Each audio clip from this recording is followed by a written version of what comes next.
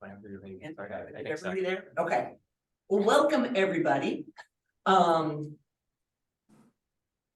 settling. I ran in here late, so welcome members and guests, and we'll get started. And I think first off, Wilson, you've got housekeeping and all of that. Yes. Yes, I'll start with housekeeping, and I just want to recognize Cindy for operating solo as co-chair today. Okay, so bear with me. We'll cut you some slack this time.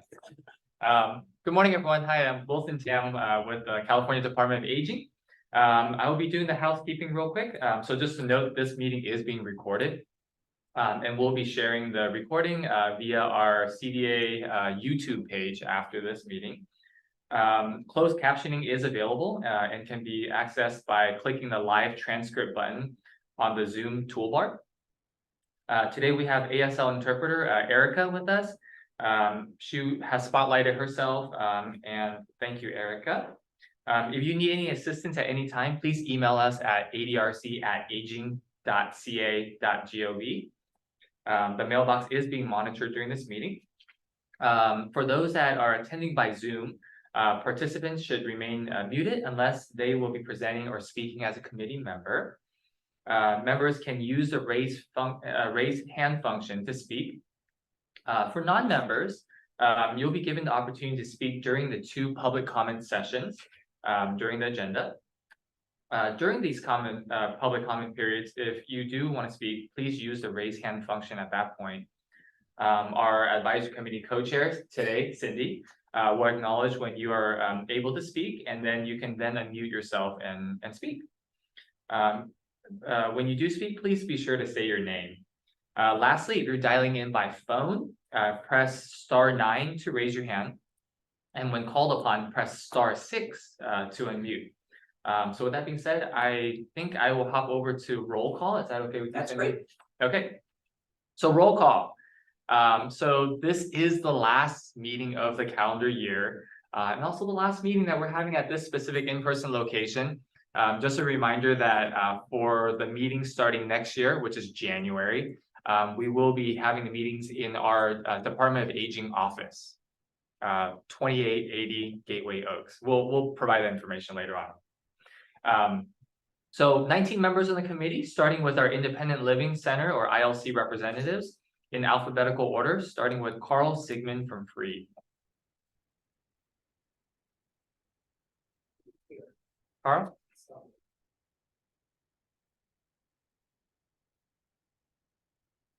Team, can we confirm if Carl is here or?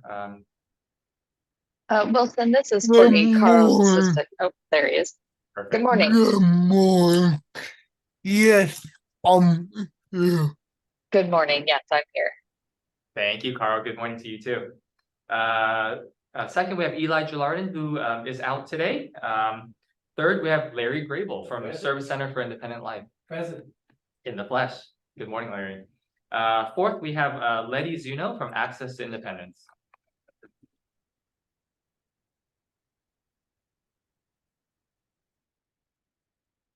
No, Letty? Team, let me know when Letty does arrive. Next, we have our 4 Area Agency on Aging or AAA representatives, starting with Cindy Kaufman from San Francisco Department of Disability and Aging Services. I am here. Hello, Cindy. Second, we have Elaine Clark from the Napa Solano Area Agency on Aging. I'm here. Good morning, Elaine. Third, we have Joe Coberry from Passages. Yeah, good morning, present. Good morning, Joe. Fourth, we have Victoria Jump, and I believe she'll from Ventura County Area Agency on Aging, and she couldn't make it today.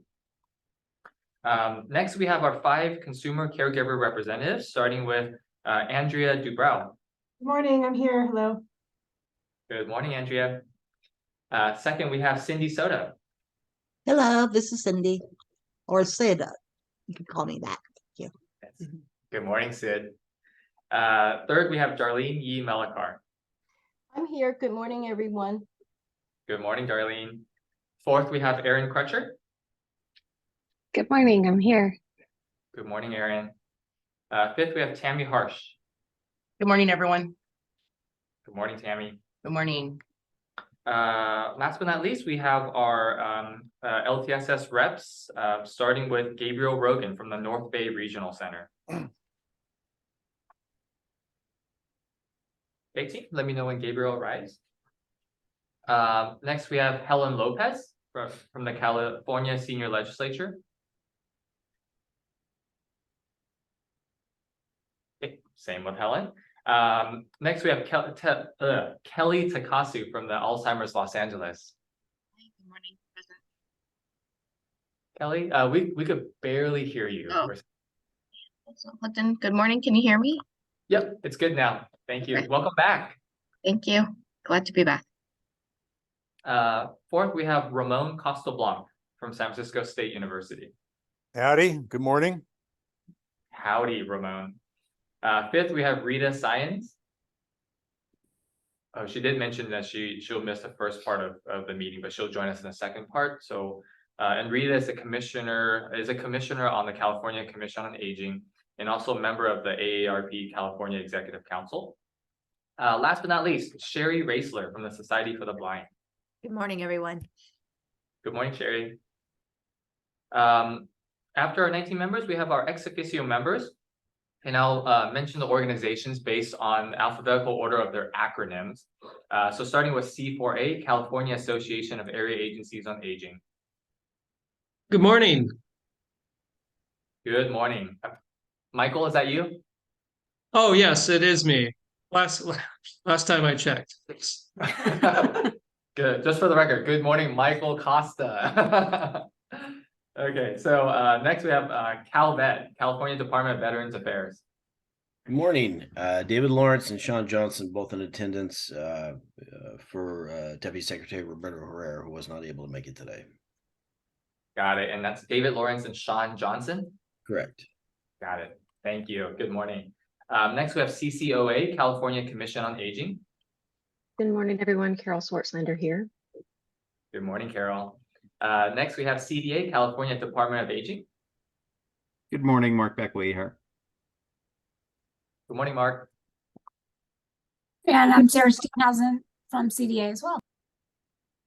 Perfect. Good morning, Sarah. And Vicki Chapman from Budget Operations is here. Good morning, Vicki. Good morning. Anyone else from CDA? Okay, next we have CFILC, California Foundation for Independent Living Centers. Good morning, everyone. This is Dan Okenfuss, Public Policy Manager, CFILC. Good morning, Dan. Okay, next we have DDS, California Department of Developmental Services.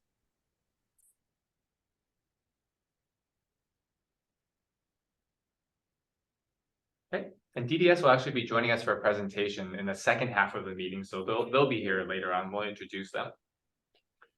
Next, we have DHCS, California Department of Healthcare Services.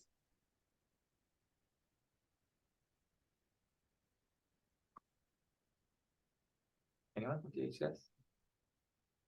Okay. Next, we have DOR, California Department of Rehabilitation. Good morning, everyone. Anna Acton with the Department of Rehabilitation. And we also have, I'll pass it over to Regina. Hi, good morning, everyone. This is Regina Catamarti with Department of Rehabilitation. And I think we have one more, Mike Valencia. Hi, everybody. My name is Mike Valencia. I'm a grant administrator with DOR. Perfect. Good morning, Anna, Regina, and Mike. Last but not least, for our ex officio members, we have SILC, Silk, State Independent Living Council. Good morning, everybody. Carrie England, Executive Director of the Silk, and I will be joined later on by our legislative specialist, Allison Viramontes-Nan. Perfect. Thank you, Carrie. Thank you, Allison. Any members that we've missed calling or just joined us? Okay. Cindy and Wilson, just wanted you to know the interpreter seems to have lost connection, but we're working with them to get them back on. Just wanted you to know. Great, thank you. Yes. Did everybody on the call hear that? Amanda is very soft spoken. We have a mic over here now, which is Okay. very good. So the interpreter lost connection briefly. We are working with them to get them back on as soon as possible. In the meantime, I know we have captions here, the auto captions. So yeah. Thank you. Thank you. Okay, next up, we have an action item. So for the agenda and approval of the previous meeting minutes, any comments? If not, if someone could move to approve. So moved. Second, Second. all in favor, say aye. Aye.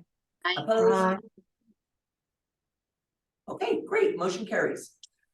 So now I'm going to turn it back over to Wilson to introduce our panelists for the presentation. Sounds good. Team, I just want to confirm, Roger, Karen, and Corinne are here. Oh, I'm seeing them spotlighted. Perfect. Thank you. I am. Thanks so much, Wilson. Yes, let me just do a quick introduction. So we have, at the request of our committee, we have brought on some esteemed guests to do a presentation on the Veteran Directed Care program. And so I wanted to introduce the speakers, Roger Erbach, who's a consultant with the Administration for Community Living and also Veterans Affairs. We have Karen Hall from the San Diego Area Agency on Aging. And lastly, Corinne Kupka from the San Diego VA Medical Center. Yeah, Karen Kupka, but that's okay. Kupka, thank you, thank you. No problem. Welcome, and the floor is yours. Thank you so much for joining us. And I think, Roger, you're first, and we have your slides, so we're going to share it. And then we have Karen and Corinne joining us, or presenting afterwards. Thanks so much, Wilson, and I really appreciate the opportunity to talk with all of you this morning in Pacific Coast time, since that's where I am too. Wilson asked me to try to move through the slides and actually do a initial presentation in 5 minutes, and I'm going to try to do that. So I'm going to ask the wonderful person who's moving the slides to start on slide 4. Perfect. So just a quick background, the Administration on Community Living and the Veterans Health Administration started this program in 2008, modeled on the cash and counseling program used across the country and very heavily evaluated. The program has been, continues to be a voluntary program for VA medical centers across the country. Not all of them have, in fact, developed a program and started a program. The program really is for veterans who have a nursing facility level of care. They're evaluated, their need for ADL and IADL's support. They're assigned a specific amount of money to be able to spend within for both services, supports, and also other goods. They're supported by area agencies on aging, centers for independent living, ADRCs, and state units on aging across the country. Those organizations support the veteran in a lot of different ways. They work with the veteran to develop a spending plan on how they want to spend their allocated money. In this program, the veteran is the employer of record. They do spend most of their money on buying personal care services. Estimate is somewhere around 95%. It's actually likely higher of the money is spent on personal care services, but other things are also purchased with the money. And there's just a wide variety of durable medical equipment, other supplies that veterans buy with their money. A program is very similar to Medicaid IHSS in California. But in fact, again, very specific to veterans. There's no means testing in the program. If a veteran has a nursing facility level of care, they are and can be admitted to the program. Let's move to the next slide, and I think I covered actually most of that already. Yeah, just the quickly the role of the agencies. Again, we call them ADNAs, Aging and Disability Network Agencies, because they refer to, again, the organizations that I already described. They really have responsibilities for making sure the program works well for the veteran. There are monthly visits, some by telephone, quarterly, face-to-face. There are changes in budget that can go on every month, and it's really that check-in with the veteran, making sure they're getting what they need, what they want. That is the role of the ADRC or other organizations. Let's move quickly to the next. I think I'm running out of time, Wilson. So the good news is the program, after many years of good work around the country, has been noticed by everybody from the president to members of Congress. Lots of pressure on the VA to expand the program, and in fact, expansion is happening at a rapid pace now, and will be through at the end of the federal fiscal year, when it's expected that every medical center in the country will have a veteran-directed care program. Let's take a look at California. Next slide. Already San Diego's been operating for a number of years. You'll hear from them today. Northern California just came up with AAA4, who is now just starting the program. The Independent Living Center of Solano and Contra Costa has been certified as a provider. They're now being enrolled as a VA provider, and hopefully they'll be supporting veterans over the next number of months. LA County is in process with the LA Aging and Disability Agency, working with Ventura, where the program is going to start in that area. Palo Alto just going through the process of starting a program with the Silicon Valley Independent Living Center and SourceWise. And I'm very happy to say they're partnering together, and they're basically thinking that their ADRC is eventually going to be the place that supports the program. Next slide, and I'm finished with that one. Just a look over the next 3 quarters, where Fresno, Loma Linda, Long Beach, and San Francisco medical centers all will be starting programs. How close did I come, Wilson?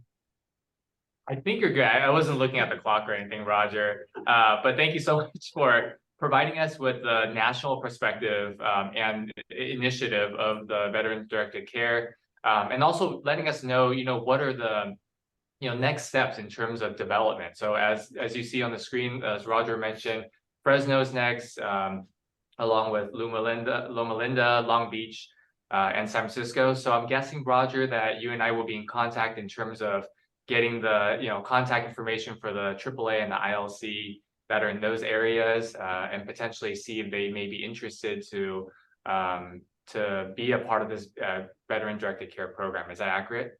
Sure will, Wilson. Perfect. And so, Roger, anything else any other insights or anything you wish to provide?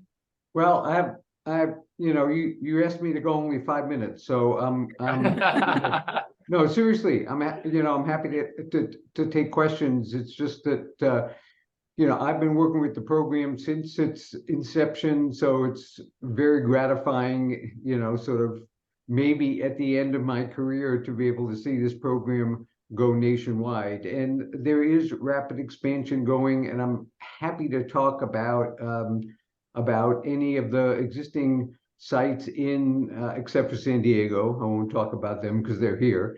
but anything else about any other sites and any of the challenges becoming a provider. But generally, people are very, very pleased with the program, both from the ADRC side and from the veteran side for sure, and their families. Perfect. Questions? Yeah, so I know Larry has a question and I saw Ramon earlier, so maybe the question got answered. So we'll go with Larry first. Real quickly, Roger, thank you for the presentation. It was great. I last week or the week prior put in a letter of intent through the website. And just wondering, I haven't heard anything back. I'm in LA County, actually. I'm one of the 6 ILCs in LA County. What is the next steps for us in LA, for me? Well, at this point, LA County has stepped up as wanting to be the provider. They're going through the readiness review process now. Because of the wide catchment area, they will need organizations to contract with to do the direct service. So, Laura Trejo, I don't know if you're familiar with her, but she's the director of LA County. She is the person who, at this point, would get all inquiries. I understand she just recently hired a staff person who she delegated as, the point person for veteran-directed care. We are in the process, we are now an emerging ADRC with Laura. So we're very involved with her in the program there. So thank you.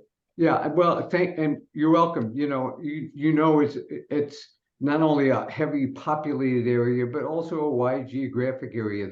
The medical center goes, at least until to the LA County border. It goes up to Bakersfield. So there's just a wide catchment area of geography, and medical center will decide where to target. They have generally targeted both urban and rural. As we all know in this business, direct care workforce has been a challenge. So getting workers in areas where there's been issues with home care agencies having enough workers, this has become a sweet spot for veteran-directed care because people hire family and friends. I also didn't mention, but spouses are also able to be hired in veteran-directed care, and we have a lot of spousal caregivers across the country who are actually being compensated for taking care of their spouse. But again, a lot of opportunities in all over California. This is Carmen from VA San Diego. I'm happy to link you with the contact at both Greater LA and Loma Linda VAs if you want to talk directly with the VA there. So happy to do that too. Thank you. I'm sure we'll get your contact information sometime. Thank you. So next up is Ramon and then Carol. 2 questions. One, in the data subcommittee of this group, we're seeing a lot of need for housing. Do you provide anything in that area? The other is multilingual services. What about Spanish speakers? Can they get services? Okay, the harder question first. Thank you. This program doesn't really do anything with housing. A person has to be housed in order to be able to be served. I think there's a broad definition of what housed would be, but in fact, there's no housing development component of veteran-directed care. The second question, again, I'm sorry. Let's see. Yeah, languages. Spanish speaking. Thank you. Spanish speaking. Frankly, in the state that we live in, I don't know if I disclose my California residency myself, but I speak a little Spanish. Who doesn't speak? Most people do speak a little Spanish, but to have a Spanish caregiver and to be able to have a Spanish coordinator, I think I can't say absolutely, but certainly if I were the medical center, I'd have that as an expectation, certainly of an ADRC organization supporting the program, is that they do obviously have multi-language speakers to be able to support veterans. So I will say from the veteran perspective that we do provide translation services as needed, but I'm happy to share, and Karen can share this as well in her part of the presentation, that we do have Spanish speaking options counselors that are working directly with the veterans and their family members or employees. Traditionally, veterans speak English, but their families may not. And so we don't necessarily want to use the veteran as the translator always. We want to be able to use an interpreter. But that is available. That's a very good question. Excellent. Yep. Hi, Roger. I was just wondering how many veterans are currently being served through the program in California? Not nearly as many as there needs to be. San Diego really is the only, I mean, Northern California just started. I think they have a handful who they're starting to support. But San Diego will tell you what their census is, and you can ask them. Okay, thank you. Pleasure. So I'm not sure who that was because I couldn't see it. Was that Carol? I believe it's Okay, so the next up is Carl. Yeah, I just have a quick question. I know if a veteran is just there, well, is entitled to some VA benefits or entitled to this benefit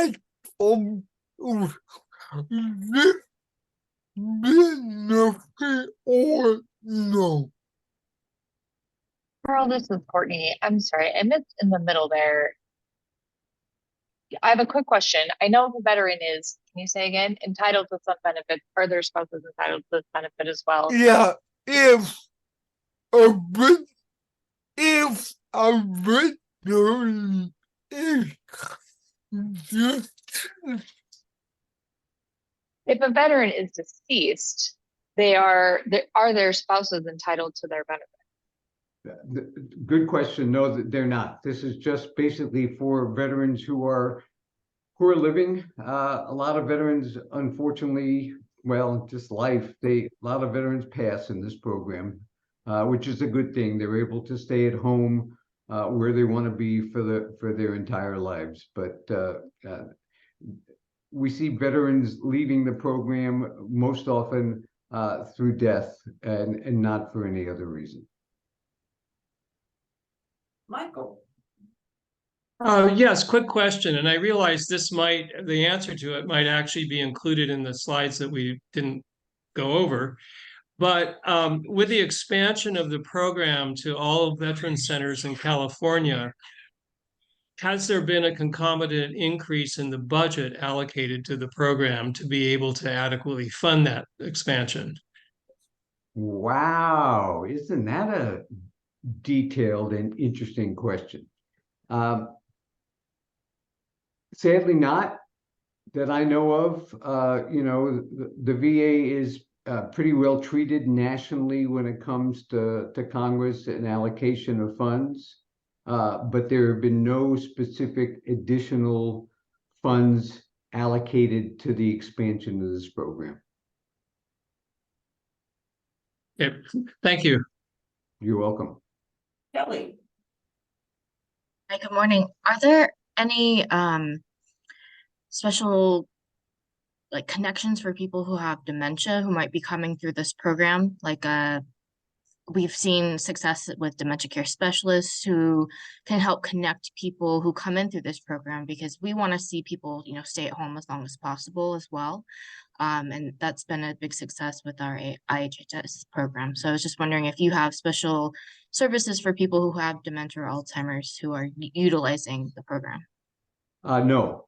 The short answer is no. The longer answer is, if a medical center determines that in fact they want to serve somebody with dementia, it certainly can be done. There's the use of an authorized representative, which I didn't mention, but a lot of veterans have an authorized representative, basically someone who they know and trust, who is willing to do the work of the employer of record for this program. In other words, to be able to hire, to be able to schedule, to be able to direct the services for a veteran who does have a dementia diagnosis. So that certainly is possible. But I can't say it's a target population, and I won't say that there's a lot of veterans who have dementia in the program. I just say the way the program is structured, it is absolutely possible. So I also have a quick question, and you may have mentioned this, Roger. Is there a cap as to the number? There's not. There's no specific caps. The issue always has been, sorry to say, again, 15 years for me. It's always been a funding issue. There's no dedicated line for veteran-directed care at the national level. You got this huge budget. Nothing says veteran-directed care. It's in the community care budget. So as those of you who work with budgets big and small know that when you don't have a specific line and you're included in a group, then in fact you have to demonstrate the need for services and get someone who says, we think this is a great program, we're going to allocate funds over here for the people that we serve. So I wish it were otherwise, but it's not. Thank you. You bet. So I'm conscious of time and see no other hands, so I will, maybe we could move on to the next part of the presentation. Thank you, Roger. My pleasure. Thank you for having me.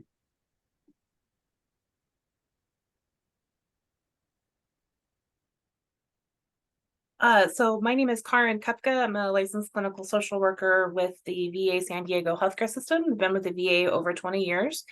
And happy here today to talk about veteran-directed care. I coordinate the program along with my colleague, Karen Hall from the county Aging and Independent Services. So we're gonna breeze through these slides. There'll be copies available for you, and I'm sure if you have questions afterwards, you feel free to reach out to either Karen or myself. As we probably won't have time, unfortunately, today to answer questions in 15 minutes. So briefly, we're going to talk about a little bit about the program, which Roger did an excellent job. So thank you, Roger, for doing that overview. Karen will speak directly to what the county's partnership is, because we work together very closely to offer these services to the veteran. We have a slide on with some links with some must-haves. So if you are an agency that are looking to provide this program or have questions specifically about it, we provided links to all the different documents available. And then embedded in the slides, we have a short 5-minute little clip. So on your own, if you're interested in meeting one of our veterans that we serve, we're happy to share that video with you. And we have a short story as well at the end that I'm happy to have you read. It gives you good insight to the type of veterans that we are serving. So the mission of the VA, for those of you who don't know it, is to fulfill President Lincoln's promise to care for those who have served in our nation's military and for their families, caregivers, and survivors. And I am a firm believer that this program does that.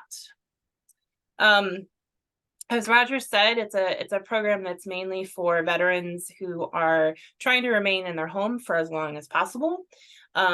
Typically, we see veterans who have complex needs who are not served by traditional GEC programs or geriatric extended care programs. So we are looking for those veterans that don't fit in the normal niche, if you were, of programs. So sometimes with a patient who has dementia, veteran-directed care might be a better fit. A veteran who's very particular about who he, she, they have coming into their home, veteran-directed care may be a better fit. We, as Roger said, all of the VA sites across the country are mandated to have this program. We're very excited about that because we've seen a lot of great success with it. For a referral, so from the VA perspective, in order to refer a veteran to this fabulous program, veteran has to be, of course, enrolled in VA healthcare, and then have a referral from a VA social worker, so that a social worker has met with the veteran and has assessed the veteran for the needs and has determined eligibility. I included the specific eligibility on one of the slides for your reference. As Roger said, though, it's basically if somebody needs nursing home level of care, meaning they have activities of daily living that they need assistance with, then they would qualify for this program. I wanted to share the differences between a traditional program called Homemaker Home Health Aid that the VA provides, which I'm sure all of you are very aware of. It's a free program that provides personal care services in the home, and it is often compared to veteran-directed care. And I like this slide because it shows that where Homemaker Home Health Aid just provides personal care services, veteran-directed care can provide a lot more. So we have found that veterans like that flexibility and, again, to be able to remain independent in their homes. The other wonderful thing about veteran-directed care is that for the veteran perspective, it actually is we're getting better bang for your buck, I guess, for lack of a better way to say it. So for our Homemaker Home Health Aid program here in San Diego County, the VA pays $41 an hour to our agencies to provide Homemaker Home Health Aid service. That's a lot of money.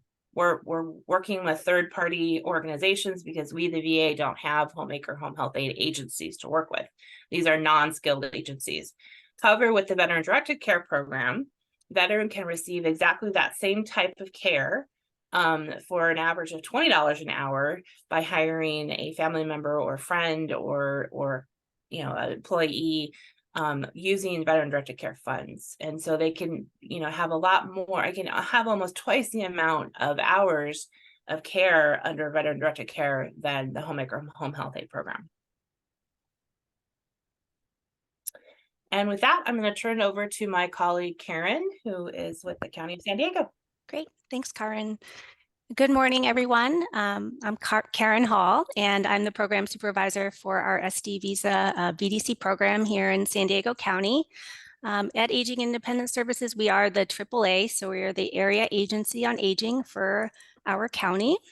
And our mission here aligns very well with the work that we do with VDC. Here at AIS, we work to improve the quality of life, advance equity, and foster dignity for older adults and persons with disabilities, but providing information, essential services for health and safety, and keeping our older adults and disabled independent in their homes. And so VDC, we give our veterans the choice to choose their goods and services. They're allowed to hire their staff. I know Roger did a great job at explaining the overview of what we do with VDC. But as you can see, the work that we do, our options counselors provide resources and information for our veterans. And the program really just aligns nicely with the work that we're doing here at Aging Independent Services. Next slide, thanks. Okay, so we are a city, a county of veterans. We have approximately 240,000 veterans living in San Diego County. When our Board of Supervisors first learned about VDC, we've been in existence since 2015. Of course, they were very supportive and they asked, how can we serve more veterans? And so earlier this year, when Karen came to us and told us, there might be an opportunity to expand our program, We already had the backing of our board. So of course, our management, our directors here at AIS were very supportive. And we're happy to say that we are moving into an expansion now. VDC is a perfect fit for AIS. I oversee 2 other case management programs within our unit. We provide case management for disabled adults over the age of 18 and seniors over the age of 60. Under the umbrella of AIS, we also have APS, Adult Protective Services. And of course, they work with clients that are in crisis or at risk. And with all our programs with AIS, of course, we see veterans. We're out in the community, we serve our veterans. And so VDC was just a perfect fit for us because it gives our veterans one more option to remain living safely in their homes. Next slide, please. Okay, the question, is VDC sustainable? Yes, it is. And that's another reason why we're able to expand. So our initial assessment that the VA pays AIS is $13.78 per veteran. And again, Roger did a great job of explaining what the options counselors do. But for the options counselor initial assessment, they go out, they meet the veteran. We have a handy dandy VDC binder that we've put together, and we bring that out to our veteran, and it has all the information they need to enroll. So our option counselor goes through that with them. We answer questions. We, of course, complete the enrollment paperwork, and then we help them develop their personal spending plan, and that's their budget that they'll be working off of. What caregivers do they want to hire? How much do they want to pay their caregivers? How many hours do they want to give their caregivers? Maybe they want to purchase some goods and services. So the veteran works with their options counselor and gets that up and running. Usually I'd say it takes maybe about 2 visits to get started with VDC. And of course, lots of back and forth phone calls and emails and paperwork. And so once we're up and running, the VA pays the monthly admin fee of $9.78 per veteran, and we minus about $100 we pay for our FMS. That's our Acumen, is our fiscal management company, and they help us with payroll for the caregivers and their veterans. They do background checks for our caregivers, and they also provide a statement every month to the veterans so they can see up to date what they're spending every month to make sure they're staying on track. So 100 goes to our Acumen fiscal agent. And so from there, you figure about $878 per veteran a month. We currently have 33 veterans enrolled in the program. I know that was a question that was asked in San Diego. Currently, we're at 33. So we're making, about $29,000 a month. And of course, that pays for our options counselor, salary, benefits, supervisor, my manager, and our AAS fiscal staff. Along with, of course, office space and supplies and all of that comes along with our staff. But $29,000 is ample, to get all that paid. Next slide, please. So just a current state of VDC and Visa here in San Diego. We began in 2015. We currently have the 33 veterans, and we currently have a VA waitlist of about 94 veterans. That will be changing as we expand, but that's where we're at right now. Our estimated fiscal year cost for 23, we're looking at about $2.4 million, and then projected fiscal year 24, about $7.5 million. And of course, that's with the expansion. We'll be moving into about 90 veterans starting just next month. So we're kind of up and running here, getting ready.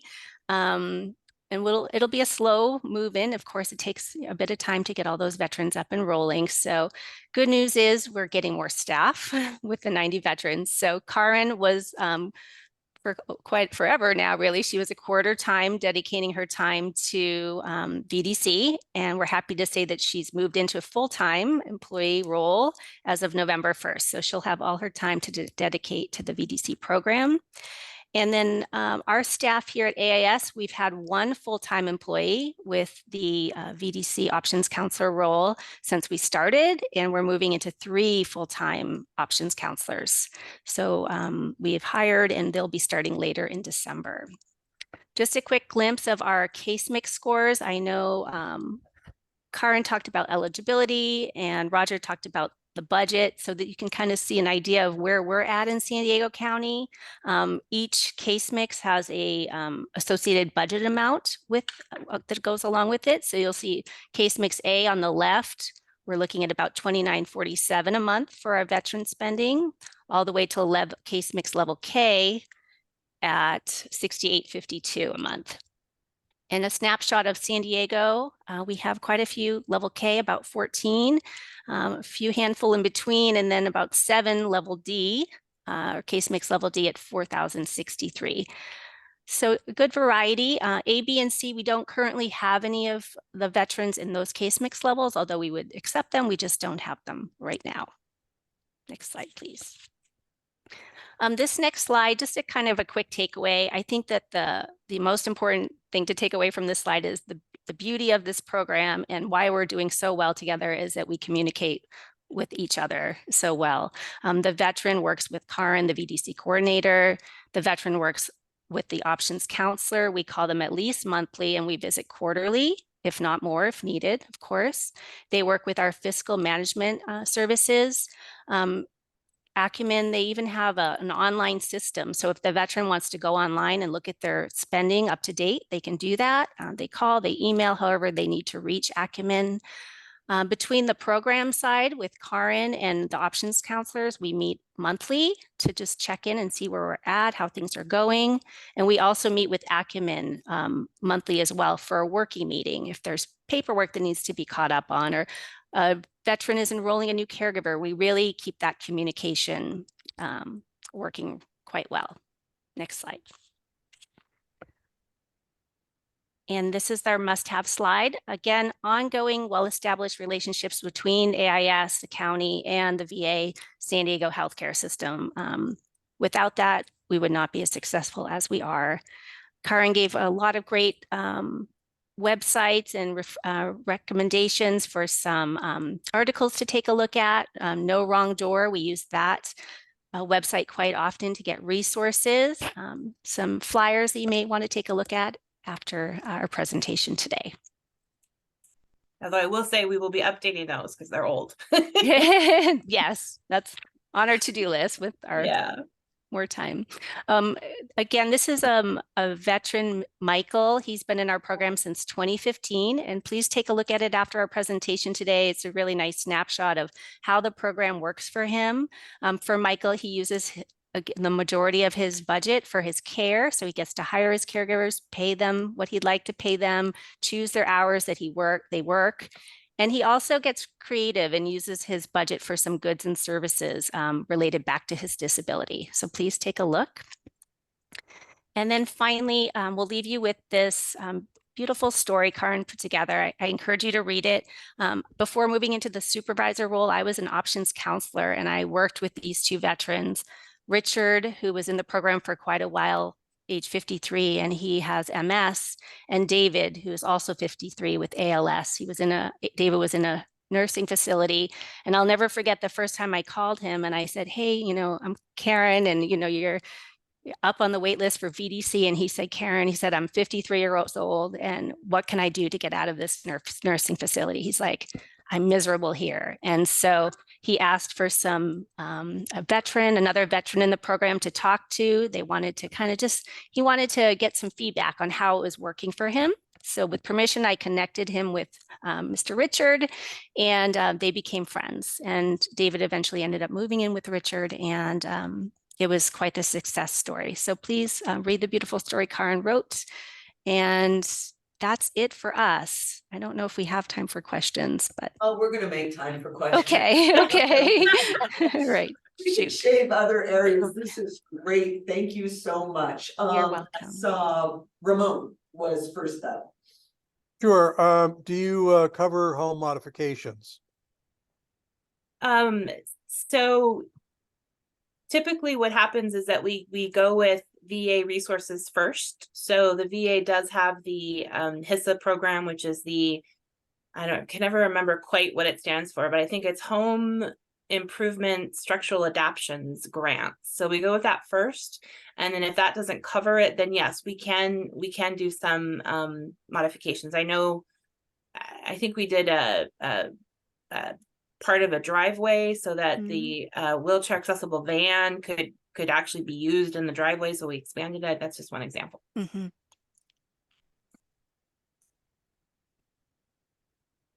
Larry. Do you guys ever work with the Independent Living Center down there, A2I, and utilize some of the services that they have for the veterans? Say that again. I'm sorry. It was a little quiet. I'm turning up my volume. Okay, do you guys ever work together with with A2I, which is Access to Independence, which is the Independent Living Center down there, to utilize some of the ILC services, transition diversion funds that they have that can help supplement? You know, yes, although it hasn't been very often. But yes, we do. I'm a firm believer in, when I started with the VA back in the late 90s, we were very much about everything's VA, VA, VA, VA. And over time, it's been wonderful to see that the VA is not the end all be all for veterans, and that it does take a village and community resources to help our veterans. And this is a wonderful example of that, being partnered with the county. So now I'm happy to say that the VA is far more open to working with our community partners. Thank you. I also have a question. I have two questions, actually. One is, you mentioned that this offers so much more services than IHSS. Can a veteran have both? Yes, they can. We've had that happen before, as long as their service hours aren't overlapping. So for instance, I had a family, they used VDC during the day and IHSS at the nighttime. So if the veteran needs the help, of course, they can have both. They just can't overlap those hours. Great. And to piggyback on that, they can also have other VA home care programs along with veteran directed care too. Not homemaker home health aid, because that's considered duplication of services. But for example, the caregiver support program that provides a stipend for the caregiver, if the veteran has a high case mix level, meaning they have a high level of need, they can have both. They can also have the bowel and bladder program as another example. So as long as, again, they're not having the services at the same time. And then my next question is this, and this is where I know enough to make me dangerous. So we operate the CVSO through our department. So is there a link? Is it considered a benefit? Is it something that is going to get linked to? Because it says it has to come from medical center, from the social worker. Is there any linkage there with the CVSO? So it's a VA healthcare benefit, not I'm sorry, and let me rephrase that. It's a VA healthcare service. Okay. Not a VA benefit. Okay. So as you know, the Department of Veterans Affairs is divided into 3 subcategories, right? The National Cemetery Administration, Veteran Benefit Administration, and Veteran Healthcare. We're very separate. We're like the military. Navy doesn't talk to Army, and Navy doesn't talk to Marines unless they're driving them somewhere, right? So it's the same with the VA. I am an employee of the Veteran Healthcare Administration, but I don't have access to veteran benefit records. So if that helps, kind of. Yes, that helps. Yeah. So any other questions?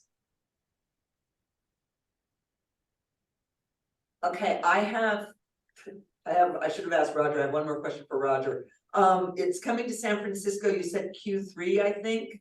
And so maybe I'll just talk to Wilson once it starts. Since you're going to be talking to Roger, then I will link up with you. And from the VA, from the VA perspective, I have been talking with my counterparts at not San Francisco, but up in our VISN, our region, includes the LA area, Orange County, and then Arizona and New Mexico. And so it is running in Tucson, Arizona, as well as in Albuquerque, New Mexico. So we've been the 3 sites in our region, in our VISN. And so Karen and I did a presentation a while back for VA Loma Linda and VA Greater Los Angeles to kind of share how we do things. And I went into good detail about how I run the program so that other VA programs, I will say that there is nationally a movement to help get these agency or these VA sites up and running. And so there's been trainings and lots of material out there to help people. There's a mentor program right now. So if area agencies have not been notified yet, you will be very soon, because this is happening. The VAs are mandated to have this in place by October of next year. That's a huge quick turnaround for the VA. I don't know. I mean, it's just, for a government agency to do something that fast is pretty incredible. So I would hope you'd be, if you haven't been notified soon, you would be. This is Wilson, Department of Aging. I just want to clarify too, for Cindy's question too, that Roger as a consultant has been reaching out to the AAAs and ILCs that selectively for participation based on the areas that the VA Medical Center would like to cover. And so my role has just been connecting Roger, and Roger, feel free to unmute and speak too. My role has been just connecting Roger with the contacts for the AAA and ILC in that specific region that they request. Oh, perfect. And so Department of Aging and Department of Rehabilitation, we don't have a role in this VDC. We're just really just connecting our ILC and AAA partners to the VA. Perfect. So just so sounds like you'll hear possibly before I even do. But hopefully, and Roger, if you wish to speak, hopefully this will expand. You'll be the first one to hear, Wilson, I promise. I'll be the first one to hear, okay. Yeah. And hopefully, Roger, correct me if I'm wrong, hopefully we can, I know that, the VA is kind of starting up VDC in all of California, but hopefully it would expand further and include more AAAs and ILCs and other community-based organizations in the future. And generally, when we start, we ask medical centers specifically what counties they want to target. And, Karen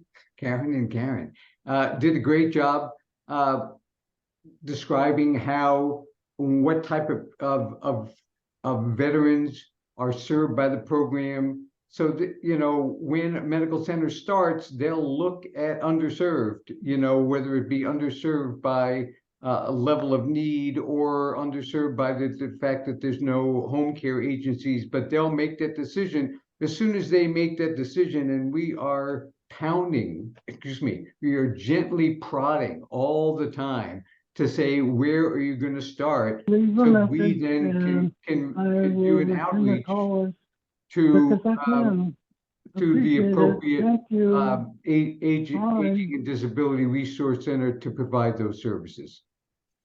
Great, thank you. And I think we have time for one more question, Ramon. Yeah, so have any members of Congress been involved in helping get these into their districts? Well, just because I've been tracking, and because I do work nationally, let me just jump quickly and say this expansion really wouldn't be happening as quickly without both congressional and frankly presidential intervention. There's been a lot of pressure to start. Shouldn't call out any specific congressperson or senator in California, but there have been a number, and the ones who serve on the Veterans Affairs committees have been very vocal and very active promoting veteran-directed care. That's very helpful. Thank you. My pleasure. So Roger and Karin and Karen, thank you so much. This was really interesting. I appreciate being You're here. welcome. Thank you. Thank you. Hey, sorry, I was creating more questions in my head. They will wait. Next, looking at the agenda, we have got California Department of Aging updates. Great. Right. Thanks so much, Cindy. Do you want to start, sir, or would you? No, like you to? go ahead, Mark. I'll go after Okay. you. Great. So I just have a few projects I want to update everybody on. These are major initiatives that are currently underway and being driven by CDA. I'll name just a few, and then Sarah has some additional projects she'll be giving updates on. So the first one is CA 2030, which I provided an update on at the last ADRC Advisory Committee meeting. As a reminder, this is our initiative to strengthen the aging network and specifically the AAAs. We just had our last work group meeting last month. And so that concludes the steering committee process. It's really remarkable to think that we just started this process in January and have accomplished so much. So over the course of the year, we have conducted stakeholder interviews to get perspectives on the strengths, weaknesses, threats, and opportunities to the aging network. We went through a similar process with our local aging area aging on aging directors. And then working with our partner Collaborative Consulting also conducted nationwide promising practices research. All of those reports and materials are currently available through our CA 2030 website, and I'll post a link to that website in the chat. What we were really focused on with CA 2030 is on 6 key areas, which are governance, demographics, funding, communications and outreach, performance measures, and programs. So really focusing in on those key areas and determining how we can strengthen and what opportunities exist. Through the course of our work, we identified key what we call traits. So what are those core program principles and traits that we want to embed in all of our work? And those traits are also available through the website. So the stage that we're in the process, at the last steering committee meeting, we went through recommendations for each of these 6 key areas, and that recommendations report will be published and issued during the month of December. So be on the lookout for that. The next steps with that recommendation report, some of those we may be able to start work on and implement administratively. Other recommendations might require legislation or additional funding, so those would take a longer time to implement. But we think that we've got some really solid recommendations. And I'd like to thank all of the individuals on this call or in this committee that participated on the steering committee. That's Eli Gillardin, Victoria Jump, Rita Sons, Michael Costa, Carol Swartzlander, and then we've had additional participation from AAA directors Pam Miller and Annalisa Del Pinal. So yeah, we're really proud of the work that we've done and look forward to all of you looking at the report as well. Moving on to the next initiative, this is our No Wrong Doors State Leadership Council. And again, this is something that we had a conversation about in our last ADRC Advisory Committee meeting. The goal of the ADRC or the No Wrong Door State Leadership Council is really to create no wrong door system specifically for older adults and persons with disabilities. Again, we're working with a partner on this project, Collaborative Consulting. The first steps that we've taken so far are to interview Health and Human Services agency departments that provide services to older adults and persons with disabilities as potential partners in a no wrong door system, as well as going outside of agency. So our wonderful partners at CalVet who presented today, as well as Housing and Community Development and the State Transportation Agency. So those are some key partners that we're identifying right now. So our first step has really been to catalog all the services that they offer to older adults and persons with disabilities. And then we hope to convene these partners in January to kind of kick off the work with the State Leadership Council. I think initially our work will consist of talking about vision and goals for the council and initial program design. So how would a no wrong door system work? What would our respective roles and responsibilities be?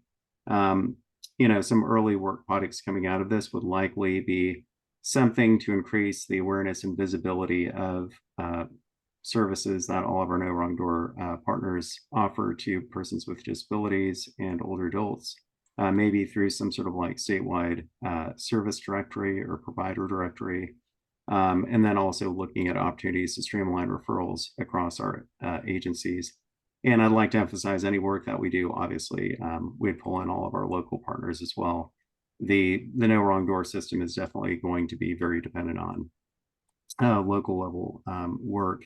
And the ADRCs are basically that no wrong door system at the local level.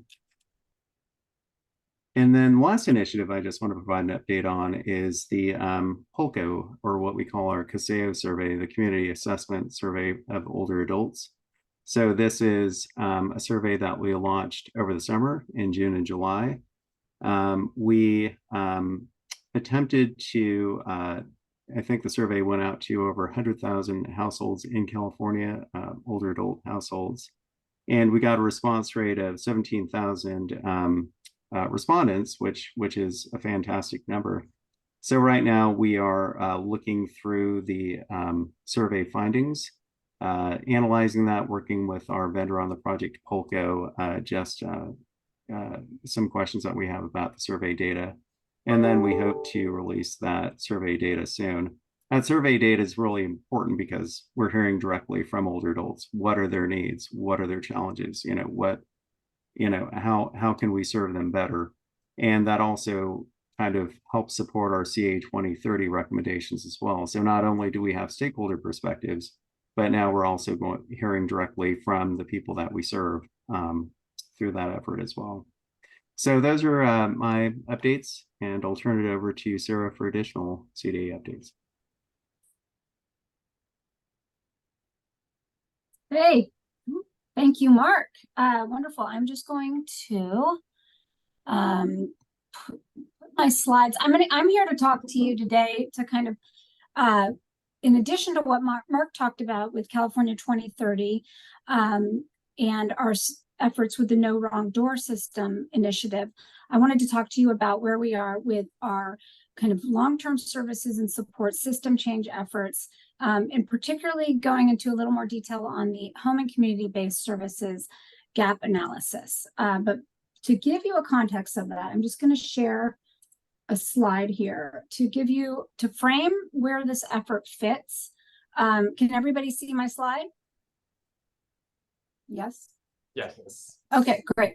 So within the master plan for aging, we are looking at system change broadly with these 4 buckets. And I'm going to walk through very briefly. I think I have before, but I don't think it ever hurts to refresh everyone's memory about how the master plan for aging is approaching system change in long-term services and supports. Just as a context setting, the master plan for aging stakeholders in the development of the master plan, the long-term services and support subcommittee, you might recall, put together a report with recommendations outlining the general components of system change and submitted it to the state for consideration as they built out the initial launch of the master plan for aging. So we're really proud that the master plan for aging took those recommendations and really baked it in through the goals of the master plan for aging. So I'm going to walk through where we are and really focus on the issue of home and community-based services access. So when you think about the challenges facing our long-term services and support system, if you're a consumer, I want to just step back and think through kind of what this looks like for people. You all know very well, this is the work you do, that when a consumer enters the system or needs services and supports, it's often very fragmented and difficult to access the services they need.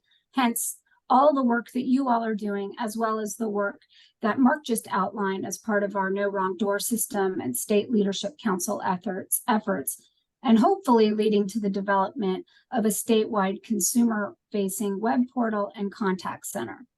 But even if we've built out a very well established system of navigation and supports and statewide access to aging and disability resource connections, we still have other challenges facing our system. And you all probably all know very well that for consumers who are trying to get access to the services they need, there's often service deserts in many areas of the states, or there's lack of capacity with long wait lists.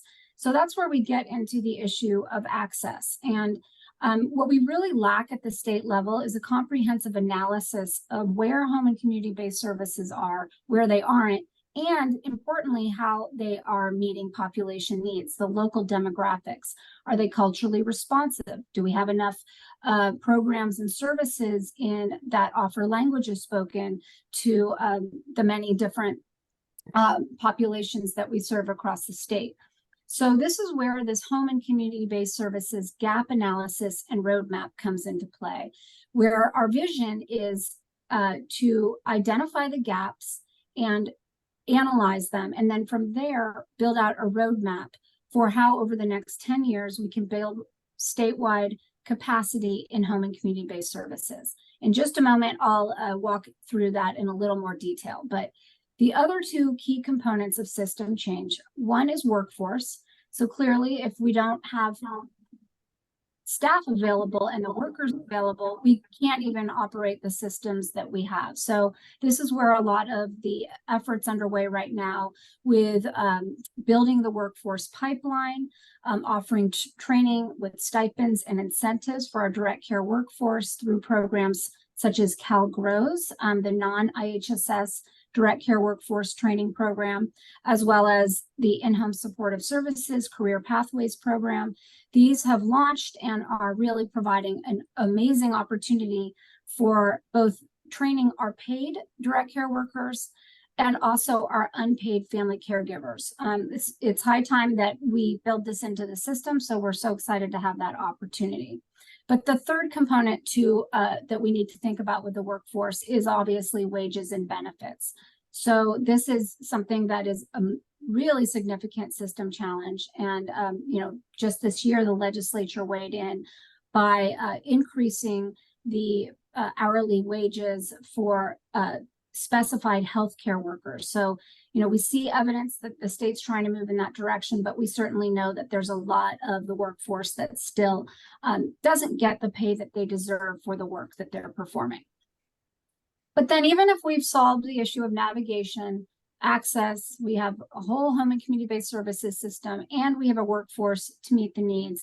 Of course, there's this very, very challenging problem of how we finance long-term services and supports, where many people who are above Medi-Cal eligibility and in this kind of missing middle space are forced to really spend their resources and deplete their resources, often to Medi-Cal eligibility, to pay for their long-term services and supports needs.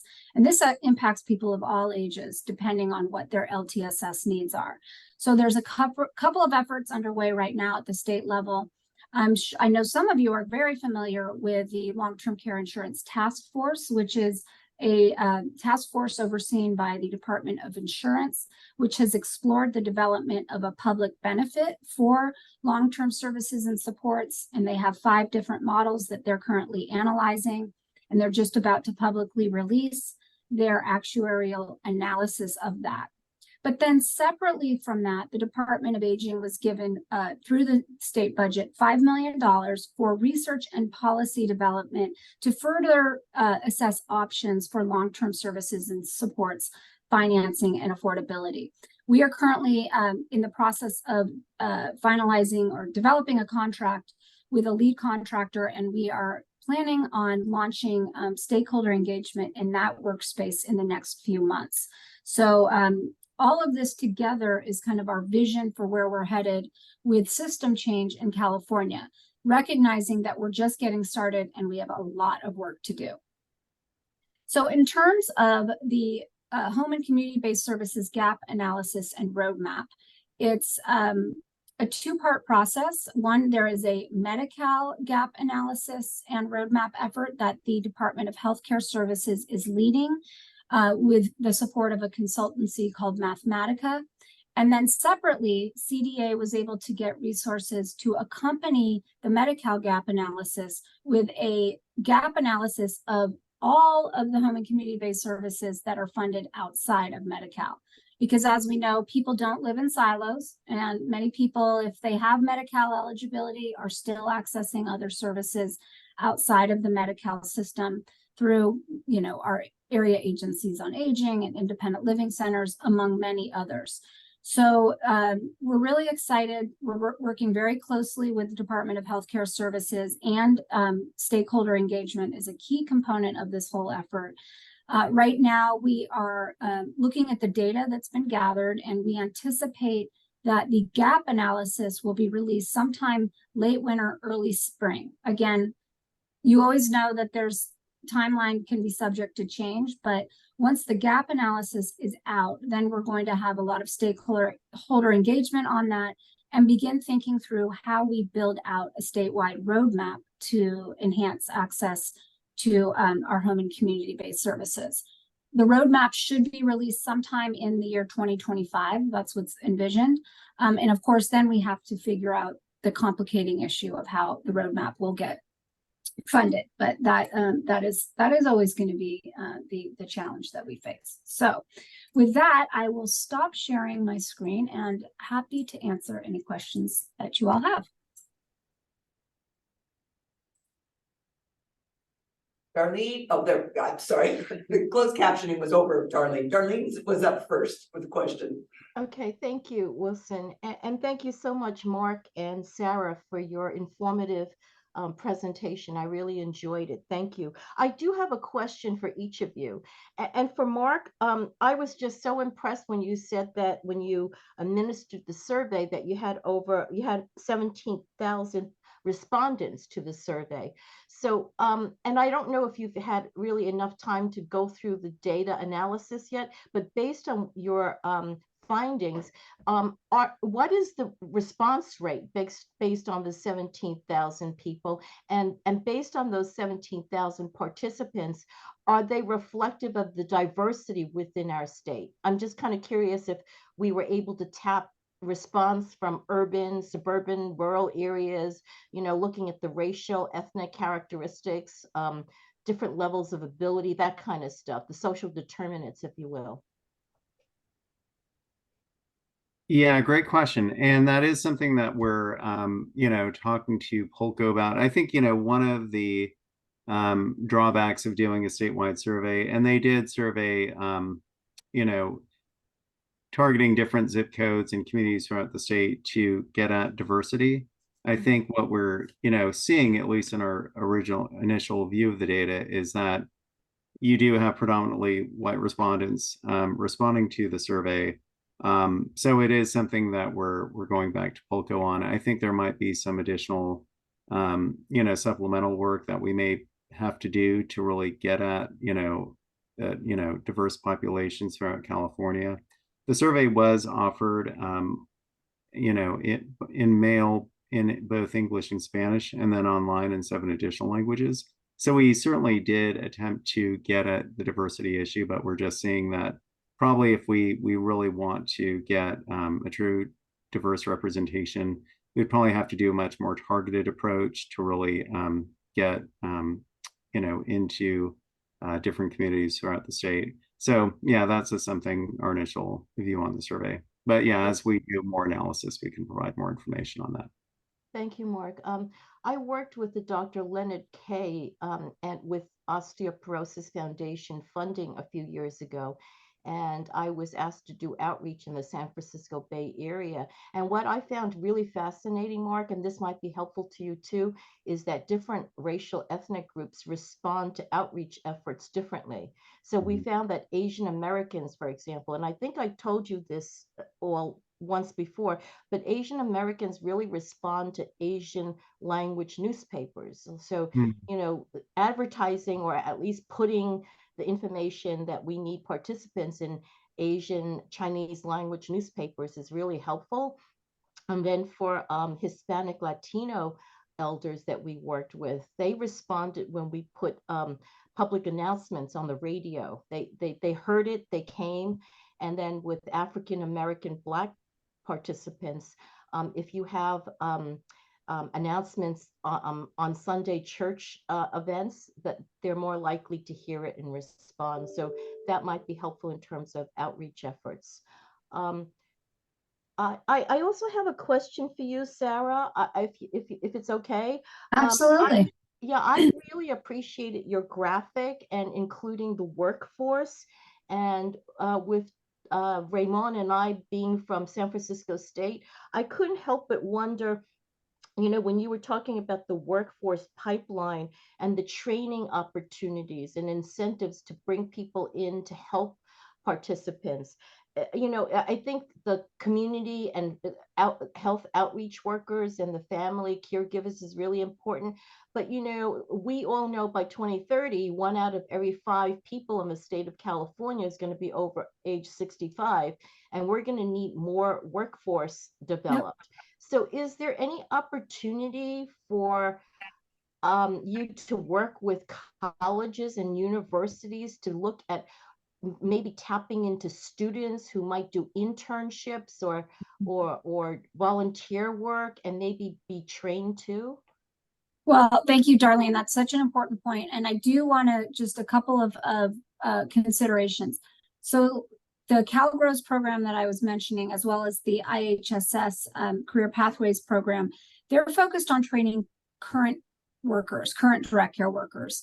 So you're right. That's where the kind of, we also need to double down on building the pipeline. And I will say, I'm happy to connect you with, there's some initiatives out of the Department of Healthcare Access and Information. There, for example, there's a grant that the Leading Age LTSS Center is, Leading Age California is doing to bring in new CNAs to the pipeline. And I believe they have some really interesting approaches in terms of how they bring in students and you know, younger population workforce.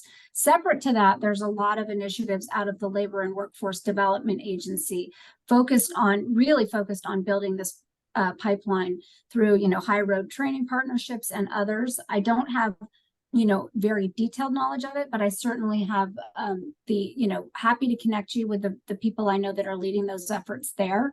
The governor did invest a significant, and the legislature, amount of resources, I think approximately $2 billion over the past several years on these approaches of building the pipeline and on the training and incentives piece. So my email, I can put it in the chat if you want to follow up, and I can connect you with the other entities doing that work.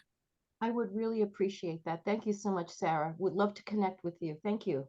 Sounds great. Ramon. Hey, how you doing? Good. Alongside of Darlene's comment, I work on a group that, you know, we're trying to get messages to youth about drug use.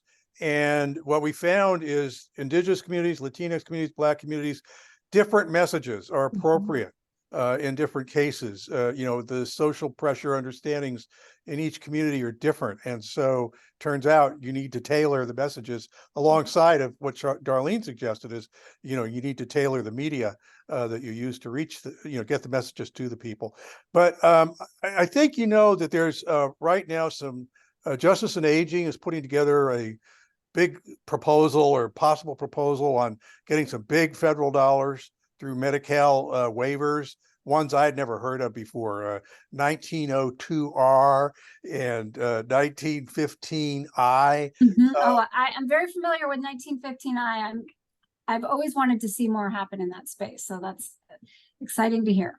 Okay, so hopefully that'll turn up in the $5 million project, when you get financing. Yeah, I really appreciate that, Ramon, because you're right. One of the approaches we're taking with the $5 million is a comprehensive analysis of all of the different policy levers, including 1915I.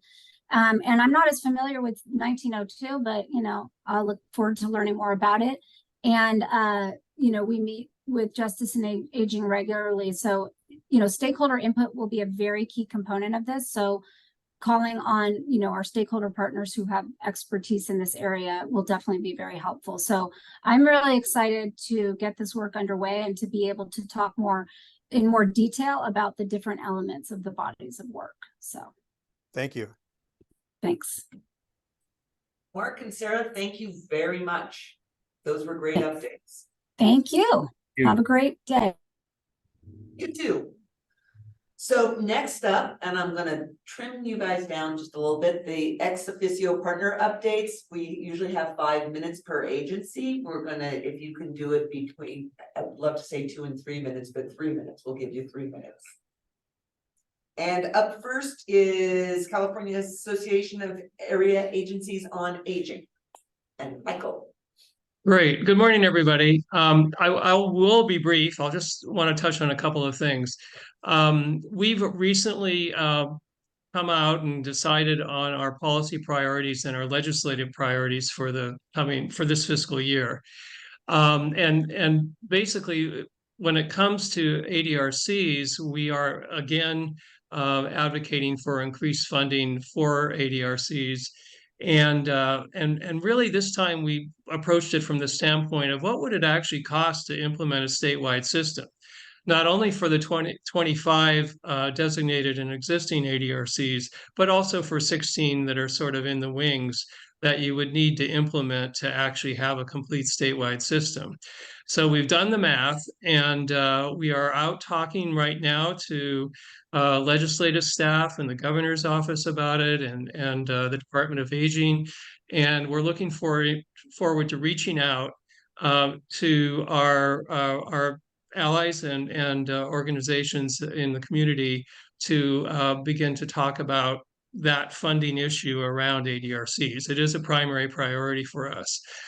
We also do want to address family caregiver support, and there's an issue with 25% local match requirement for which is currently paid by localities. We believe that's depressed the supply and the provision of family caregiver support through that federal program. And so we do want the state to intervene and either take over the match or waive the match to the extent that that's possible. So that's another priority.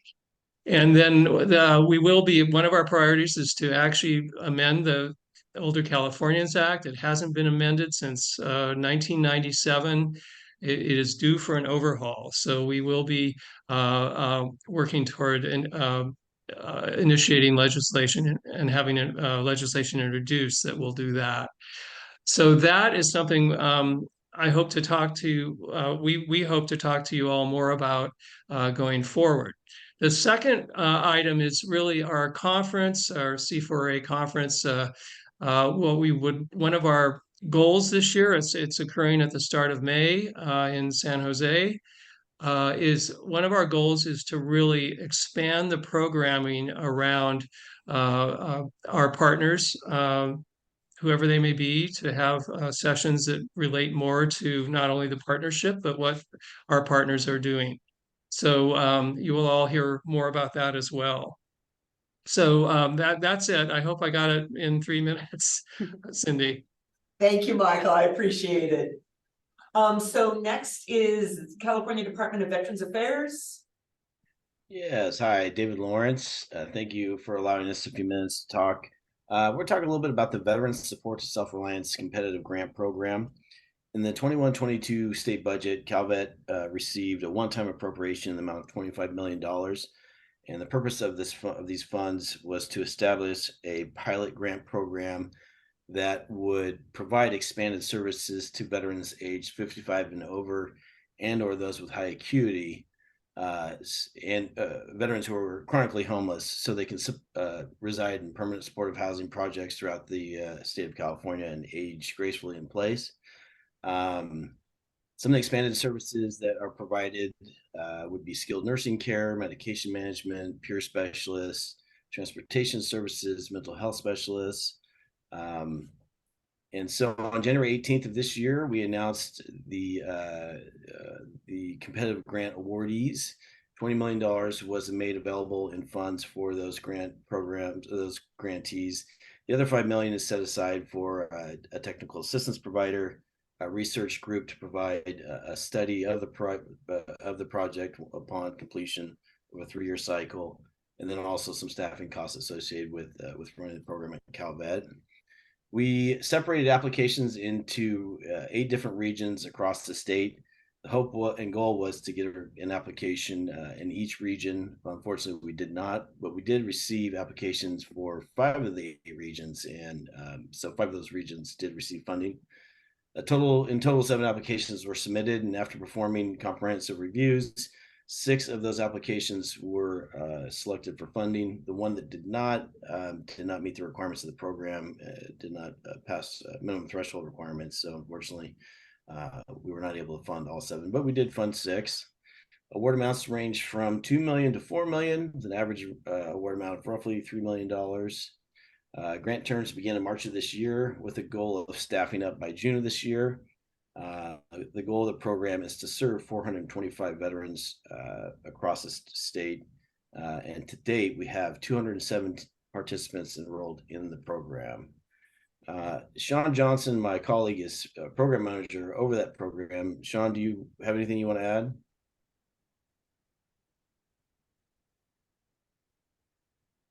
Nope. Thank you, David. I think I think you've said it all. I think the staffing and enrollment is an ongoing process, and we're moving along, dealing with the sort of economic issues related around that, and related around hiring healthcare workers or assistants, providers of assistance of daily living type of activities. And so that's just moving along nicely. We're collecting data, and we hope this we hope for good things as we move along through this observation period. Thank you. And that's it for us. Thank you. California Commission on Aging, Carol. Hi, I just have a couple of updates. First, we have a new commissioner appointed. His name is Tim Perry. He was appointed by the governor, and he is a law professor and a former federal prosecutor. That's a new one for me. So it's going to be very interesting to get to know him. Unfortunately, Rita Sines termed out, so she's no longer on the commission, but she did join the California Foundation on Aging Board. So I'm thrilled about that. So she'll still be working with us. And we're actually looking to establish an alumni network of commissioners, because we realized we're like, wait, we have all these wonderful commissioners with so much knowledge, and they just, when they were gone, they're gone. So we're going to work to engage them, particularly around our 50th anniversary, which is going to be held next year. It's June 20th. It'll be the evening of June 26th. And I really encourage everyone to mark your calendars. The theme is, get loud, let's celebrate aging for all Californians. So we're very excited. My chair and other members of the commission we were originally thinking of a much smaller event, but now they want to have a really large blowout event. So all of you will be invited. Look to our website, ccoa.ca.gov for information, or if you haven't, please sign up for Age Watch, our monthly newsletter, because we'll have information in that as well. So we're going to put out a save the date probably in December, and are looking for a keynote speaker at this point still, but it's going to be a lot of fun. I'm really looking forward to it. And we're going to be looking to actually try to raise a lot of money, because we have a dream of establishing some scholarships for the fields of gerontology and related fields. So we'll see how that goes. And then on January 25th, we are reconvening our What Legislative Staff Need to Know About Aging and Disability, where we share our policy priorities with the legislators and staff, and invite some of our other key partners to come and present their priorities as well. So that worked out really well last year, and so we're doing it again this year. I'm looking forward to it. Great, thank you, Carol. Next, California Foundation for Independent Living Centers. Good morning, everyone. This is Dan Okenfuss, Public Policy Manager at CFLC once again. Thanks for having me. Just a couple staffing updates at CFILC. I want to announce the hiring and return of Russell Rawlings, who will be our new statewide community manager. It's a new position at CFILC. Russell will oversee the Disability Organizing Network, the DO Network, and also provide direction for CFILC's youth leadership program, Yo Disabled and Proud. We also have hired a new program manager for our DDAR program. That's the Disability Disaster Access and Resources program. Sarah Ray, she started with us also earlier this month, and already jumped into a lot of the public safety power shutoffs that have happened down in Southern California. She actually comes from our member ILC Rolling Start down San Bernardino, and she is now on a statewide role here with CFILC. Also, we are just wrapping up, closing the books on our 2023 legislative advocacy program, and already gearing up for new legislation and budgeting for 2024 session. Happy to say to see that C4A will be a champion again for ADRC program funding, and we're happy to partner with Michael and his team. That's all for us. Great, thank you, Dan. Did someone from California Department of Developmental Services join us?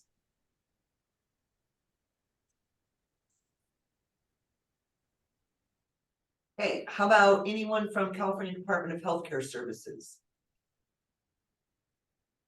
Good morning, this is Dewey Nguyen with Department of Healthcare Services. We have no updates. Thank you.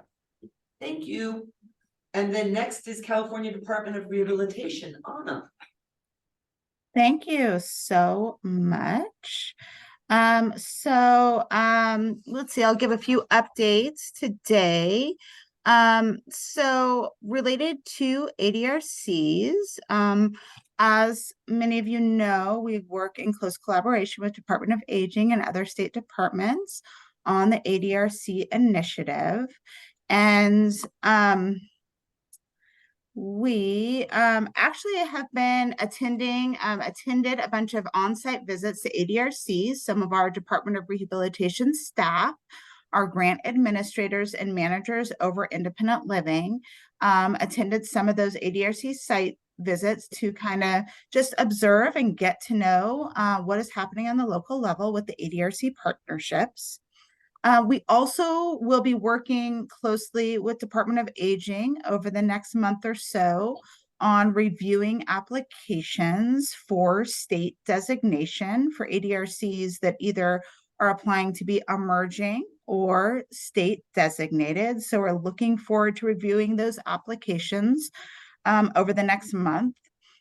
In February, we will be partnering on the ADRC roundtables to do a presentation on our community living fund.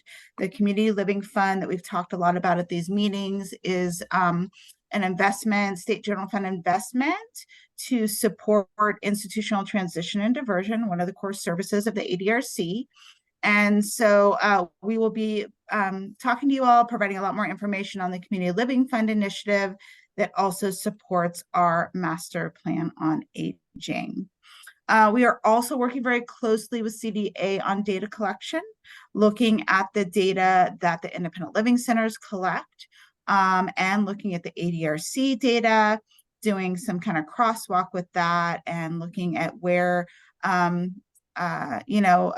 is collected to avoid duplication of data and reporting and look at measurable outcomes and evaluation pieces.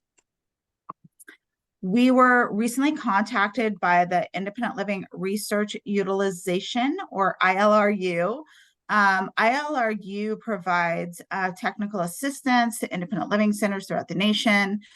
They are partnering with the Aging and Disability Business Institute,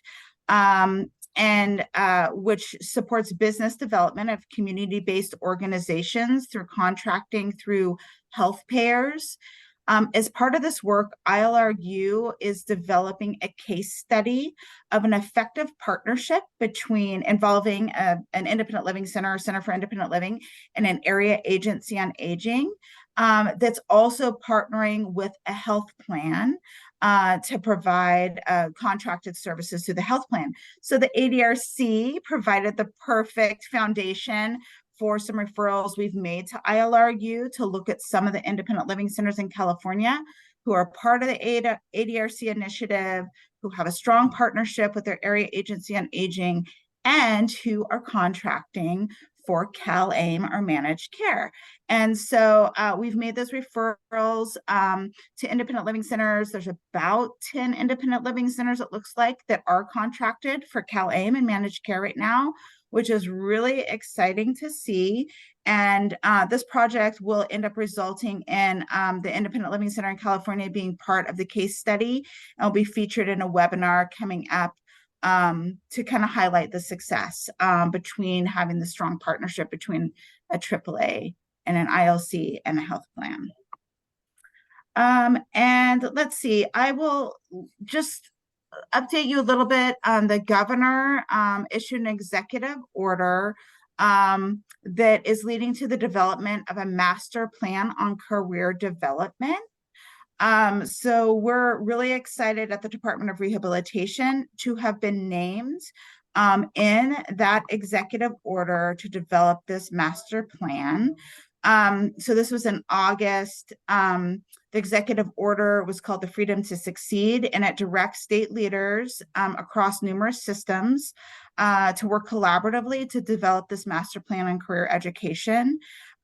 This plan will guide the state in its efforts to strengthen career pathways, prioritize hands-on learning and real-life skills, and advance universal access and affordability for all Californians through streamlined collaboration and partnership across government and private sector.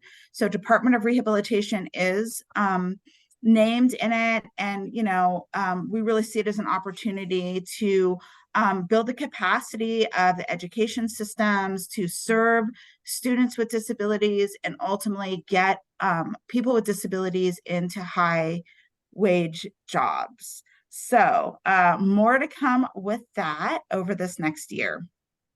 And then I'll just, let's see, I will finish up with just, reminding everyone we're going into the holiday season. Really hope that you get time off work, if nothing else, or celebrate in whichever way that you choose to celebrate the holidays, but also as a reminder that this can be a very difficult time for individuals, for some older adults, people with disabilities who maybe don't have good connection to family or friends or community. And so I encourage you, whether it's a professional capacity or individual capacity, to reach out to friends, family, neighbors, connect, be aware that people may be struggling, and reach out. Thank you very much. Anna, thank you. Those are good words to end with. Next is California State Independent Living Council. Hi, everyone. This is Allison Veramontes-Nan. I'm so sorry I wasn't able to be on the call a little bit earlier, but I'm the legislative specialist for the SILC, so I'll give you guys a very short and brief update. We wanted to share that we have our next full council meeting virtually on December 5th and 6th, and we'll be posting more information about the Zoom link. The agenda and meeting materials will be on our website. We are also working on the development of our next 3-year state plan for independent living, which outlines the IL network priorities and funding allocation for the Title 7B funds. We'll be forming new spill work groups soon in order to develop SMART goals to be included in the plan. The work groups are open to the public, and if you'd like to engage with the work of the SILC, we recommend reaching out to SILC. And that our email is silc@calsilc.ca.gov. And if you want to be included, or if you want to attend the spill committee meeting, we are meeting on Monday, November 20th at 12 p.m. And the last thing to note is that we will be closed, just I'm sure as everyone else, November 23rd and 24th for the Thanksgiving holiday. So thank you so much. Great. Thank you so much. So now we've come to public comment.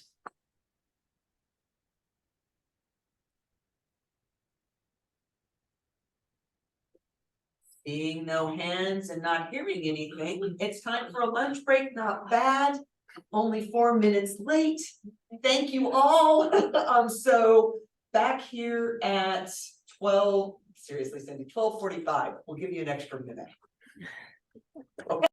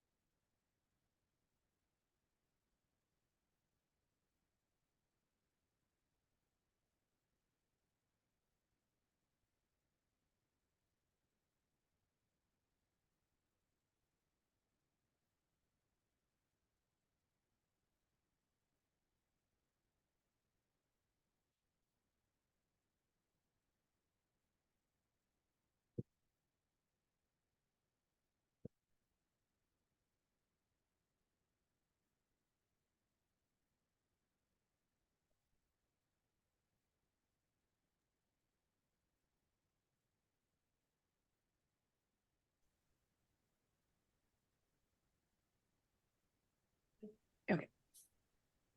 Okay, we're good.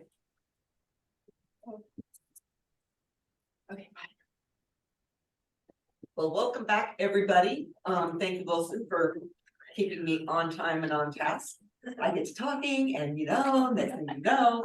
So next up on the agenda is one of my favorite things, which is spotlighting the ADRCs. And so I'm gonna have, maybe we can pin Allison Marks to introduce presenters from Kern County ADRC. Hello, everybody. My name is Allison Marks, and I'm an analyst with the ADRC Bureau. Every year, ADRCs shares a success story that exemplifies consumer experience. This year, the Kern County ILC success story really stood out. Jessica Carrillo will be telling you their story. Jessica became so passionate about working with older adults and people with disabilities. She started as a volunteer with Kern County ILC, and she's been with them for over 14 years. Jessica currently serves as Community Living Coordinator with Kern County ILC. Without further ado, here is Jessica Carrillo. Hi, good afternoon, everyone. Allison, is it possible to share my screen? Yes. Your Oh, give me one moment. Here it is. Got it. There you go. Great. Can you guys see the success story? It's like blue. Yep. Yeah. Okay, perfect. Thank you. Well, thank you so much, Allison, for that introduction. Again, my name is Jessica Carrillo, and today I will be sharing one of our current ADRC success stories. Give me one. A 60-year-old current ADRC consumer who received a total hip replacement shortly after being transitioned from a transitional care facility. He was in need of home modifications for his restroom, stairs leading to his front door and back door of his home. Kern ADRC assisted the consumer with applying for multiple home modifications grants through Kern County. The consumer was approved by around the clock. Kern ADRC member, ADRC staff member, performed a home visit and the following observations were made. Consumer was unable to stand for long periods of time, was unable to cook for himself. His home was unkept and his home was not accessible. Current ADRC assisted consumer in signing up for in-home supportive services through current ADRC's core partner, Aging and Adult Services, our AAA. Consumer advised staff member, he was currently a Medi-Cal recipient. While working close with our AAA, it was determined that consumer did not have Medi-Cal, which was a requirement for in-home supported services. Staff was able to apply consumer for Medi-Cal through Department of Human Services, which he was approved. We actually ran into another obstacle. Consumer had a high share of cost, which consumer could not afford monthly due to his monthly living expenses. Current ADRC staff took a different approach, and both consumer and staff conducted individual interviews with care providers. One of the care providers was a perfect match, and the consumer hired care provider to provide weekly home services at an affordable rate. With everything falling into place, the consumer had one final obstacle. The consumer was in need of transportation to and from his doctor's appointments and to the grocery store. Current ADRC staff was able to provide and assist consumer with applying for Get a Lift. Shortly after the consumer was approved, he currently uses a Get a Lift, which is an extended partner of ADRC for his transportation needs. Consumer's quote, current ADRC staff reached out to the consumer and asked how things were working out. He said, "I couldn't say enough good things about my experience with your agency. The staff went above and beyond my expectations and helped me. Current ADRC was on their A++ game. I am very thankful for everything the staff assisted me with. My life is back together again." Thank you guys so much for letting me present that success story. Do we have any questions? Sorry, no, wait.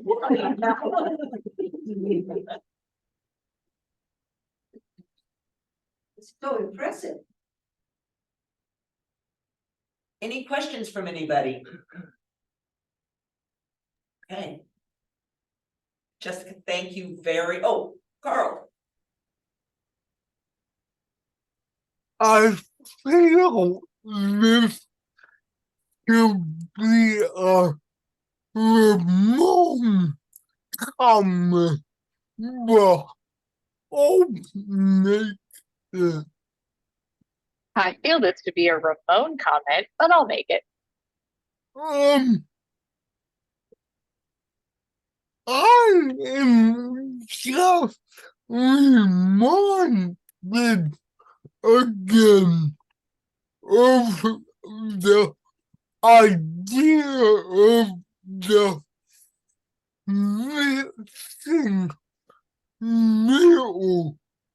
missing middle people who cannot afford the IHSS care of costs, or who are not even eligible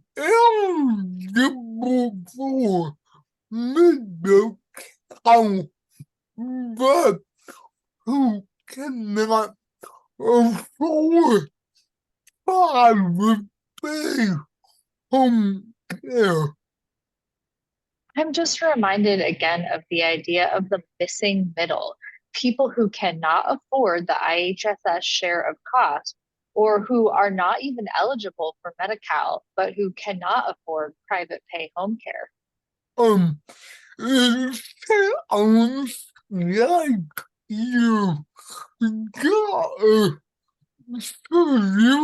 like you got a solution in this case, which is great, but we need to do better.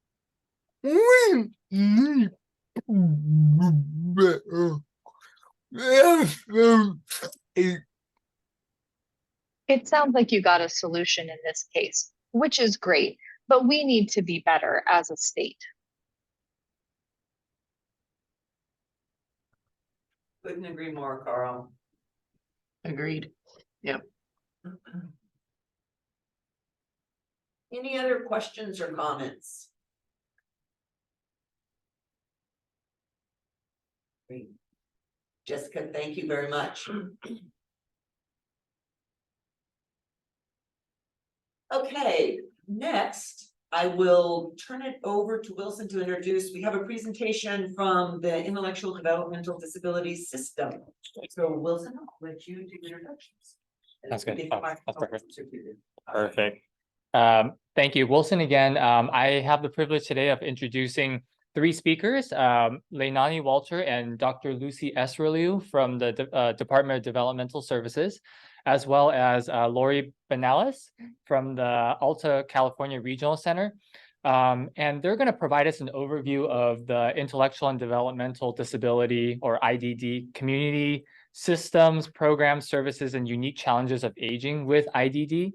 What we're hoping to get out of this presentation is to really arm our ADRC partners with the knowledge to provide adequate information, referral, and also support to the IDD programs and services, as well as we're hoping that as we hear this presentation, that we'll discover opportunities for further partnerships between regional centers, area agencies on aging, as well as independent living centers. So with that, I'll turn it over to our special guest speakers to begin. Wonderful. Thank you. Thank you, Wilson, for the introduction, and I'll have Hannah Briggs on my team, if possible. She'll have permission to share screen. Absolutely. Okay, Leanna. I say that with confidence, knowing that I have pros in the background. We cannot hear that one. We cannot hear that well. There she goes. Oh, did you need me? Oh, here. Oh, great. Thanks, Carl. Thank you so much. Is that better, Carl? Much better. Much better. Good. Well, we share our presentation and we'll pass the baton between us. So as Wilson said, our focus of our presentation today is supporting aging Californians with developmental disabilities with community-based services, which is really our regional center system. Lucy and I will start out sharing a little bit about the department and maybe the high-level overview of some of our intentional efforts focused on our aging consumers and individuals living in the community. And then we'll pass to Lori to share some focused efforts and examples of what Alta Regional Center is doing. And Lori is the executive director at Alta. So next slide. And this is gobbledygook, but really it's a map of our system to give everyone a sense of where we are in the system. We're one of the agencies under the umbrella of the California Health and Human Service Agency, the Department of Developmental Service system. And we contract with 21 regional centers, which are community-based nonprofits that serve our clients with services. So I don't want to go into a whole lot of detail here unless you have questions. We do have a number of different services in our state operated system, but today I think we're going to focus on our regional center services. So next slide, Leanna. And what is a developmental disability? Under the state of California terminology, a developmental disability refers to a disability which begins before the age of 18. In other words, if you become impaired or have a disability after the age of 18, there are services, they're just a different service available. So we have traumatic brain injury. I mean, there's a number of different areas. I won't go into all of those today, but it's expected to continue indefinitely. It's permanent, and it presents a substantial disability in 3 life areas. So there's lots of detail. And Lori and I could spend the whole day in this particular area, but wanted to give you a high level overview. So this would cover individuals with intellectual disability, autism, cerebral palsy, epilepsy, and a disabling condition closely related to intellectual disability and requiring similar treatment. Sometimes that area is called the 5th category. All the time. It's referred to in that term. So these are kind of that high level background of what DD when we're referencing here. And then we do specify, this is the California definition. There's a federal definition that's a little bit more broad. But in California, this is the definition that are served in our system. Next slide. Excuse me, what is a disabling condition closely related? What's an example? Any, Lori, yes. So as Lanami said, a TBI, traumatic brain injury, could happen prior to the age of 18, and you're drowning. Individuals then are paired in our testing, maybe not within one of those categories above, but would require services that would be similar to someone with ID. Sometimes we see that with children born in drug addiction, that we are not sure on what those, and Lori's gonna, talk about some of those services, but we have our early start program. So, next slide. Just to give you a little thumbnail sketch, back one, Leanna, to the diversity slide. We're a diverse system, just like the reflection of our California population. 41% of our population is Hispanic in total in the state. That's constantly increasing. 9% Asian, as you all know, that's a very, very diverse category. A number of languages, cultures, communities are covered in that Asian category, African American at 8%. And that 14%, don't underestimate, multicultural literally means there's a number of different communities. So the majority of our system is diverse. 3 out of the 361,000 active consumers, those are people actively going through our system, not people that are necessarily not active, and Lori could always explain that definition, but 7% of those consumers are 50 years and older, and 3% are from communities of color, which are the categories that I referenced above, and 3% of active consumers are 65 years and older, 1% are from communities of color. The reason why I wanted to point this data out is that our aging population is growing. And that is specifically because the regional center community-based system is available for people with IDD. As you all know, the history of individuals with intellectual developmental disability in institutions. We are so thankful that our institutions have closed. And then it puts all of that on the regional center to provide the community-based supports and services that people need to lead dignified and independent lives as best as possible, including supports for families and aging caregivers, by the way. Next slide. I always add our mission statement, and this is something that was created with, our DS task force, which includes lots of community partners, regional centers, families, service providers, and it's just a reference for you. But this year, we really emphasized culture and language preferences, beliefs, values, goals in a person-centered. And the real key area is high-quality outcome-based and equitable services. So this is a packed vision statement. I won't spend the time on this, but I do want you to know it is a priority for the department and for our regional centers to have this vision as part of our guide on how we develop policy and implement policy in the community. Next slide, Leanna. And I'm going to pass it to Dr. Esserly. Yes, good afternoon, everybody. So thank you for the opportunity to talk a little bit about the clinical services branch aging activities. The clinical services branch is part of the Department of the Developmental Services and is the Office of Statewide Clinical Services. So the purpose of our aging activities is to strengthen the collaboration between aging and disability networks and to better support individuals with IDD, intellectual and developmental disabilities, and their families as they plan for the future across the lifespan. Next slide, please.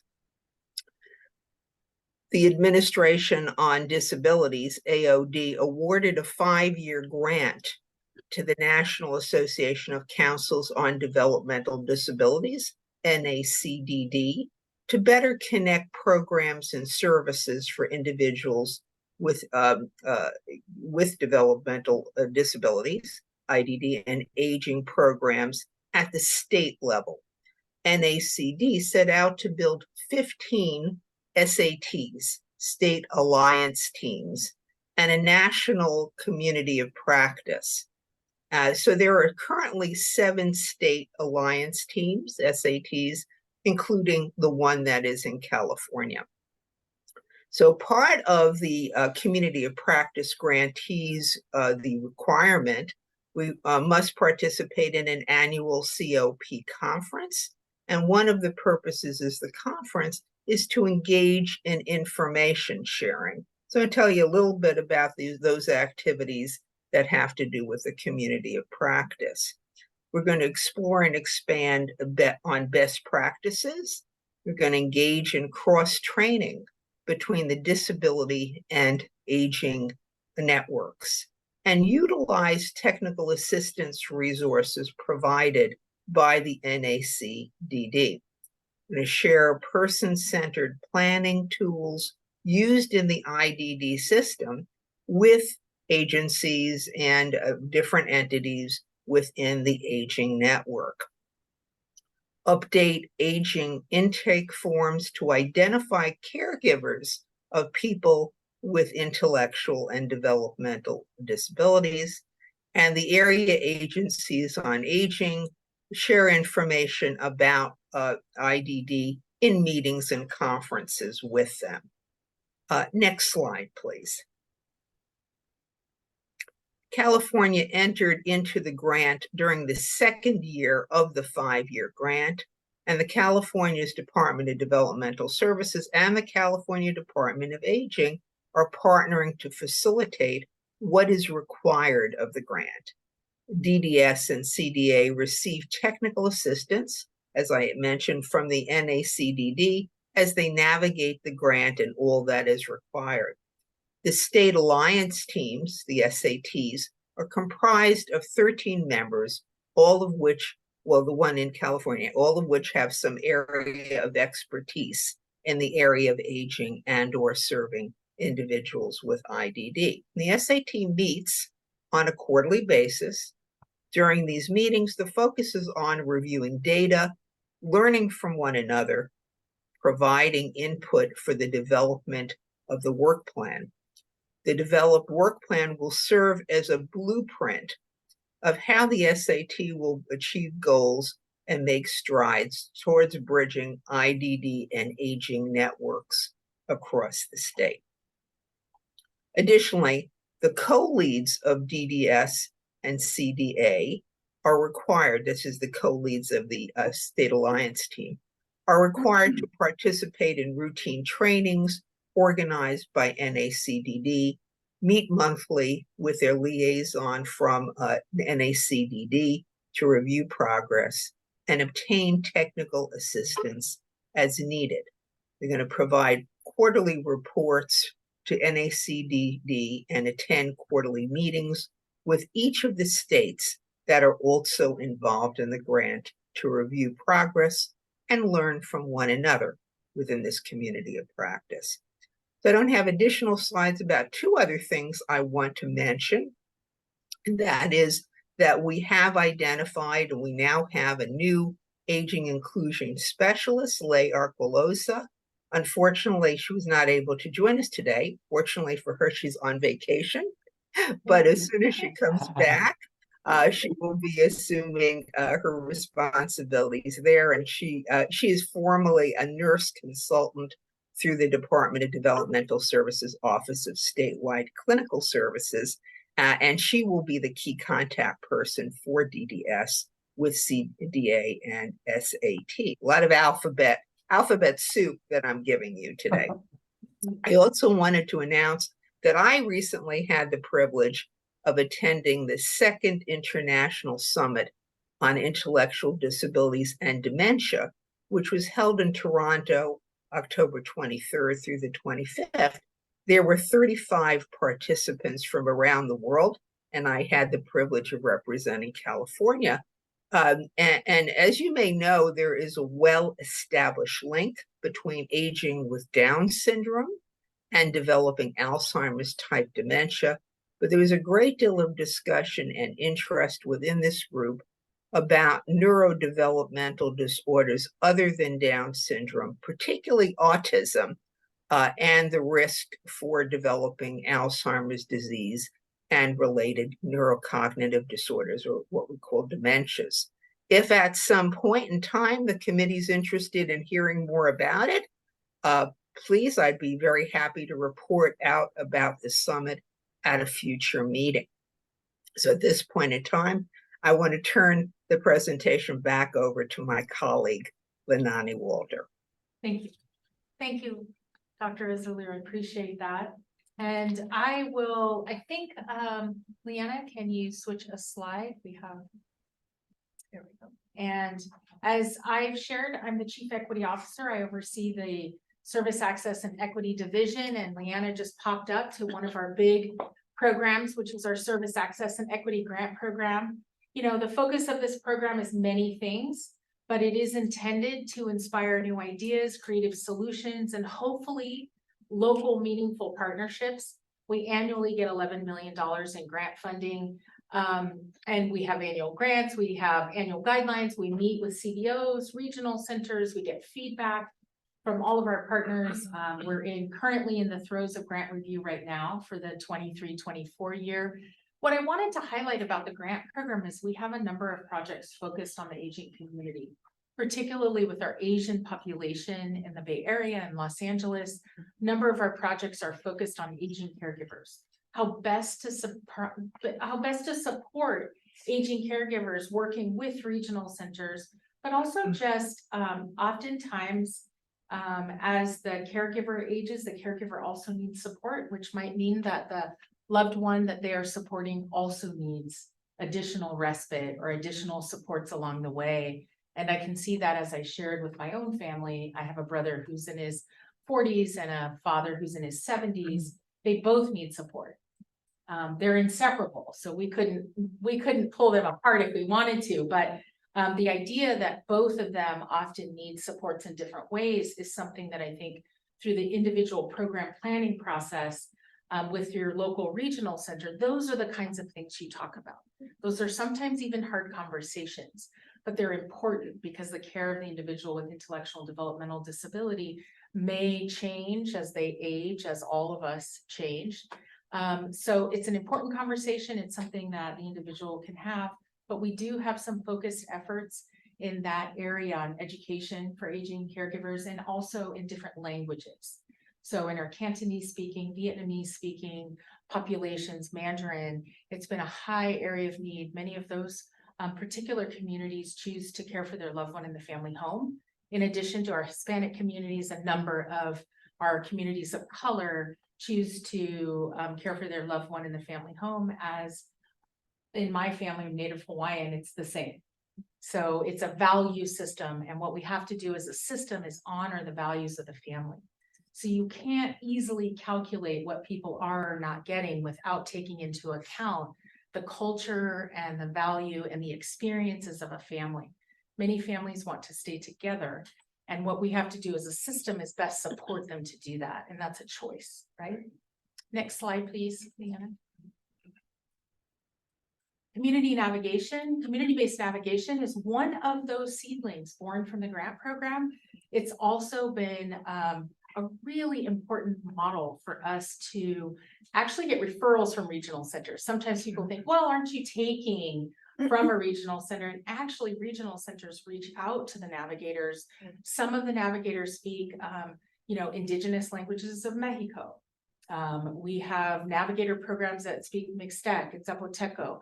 Those are not, languages that are readily available in our community. So having programs that are very intentional about having a navigator with lived experience, maybe a parent, maybe a self-advocate, coming from a similar community, sharing a language, culture, and ethnicity.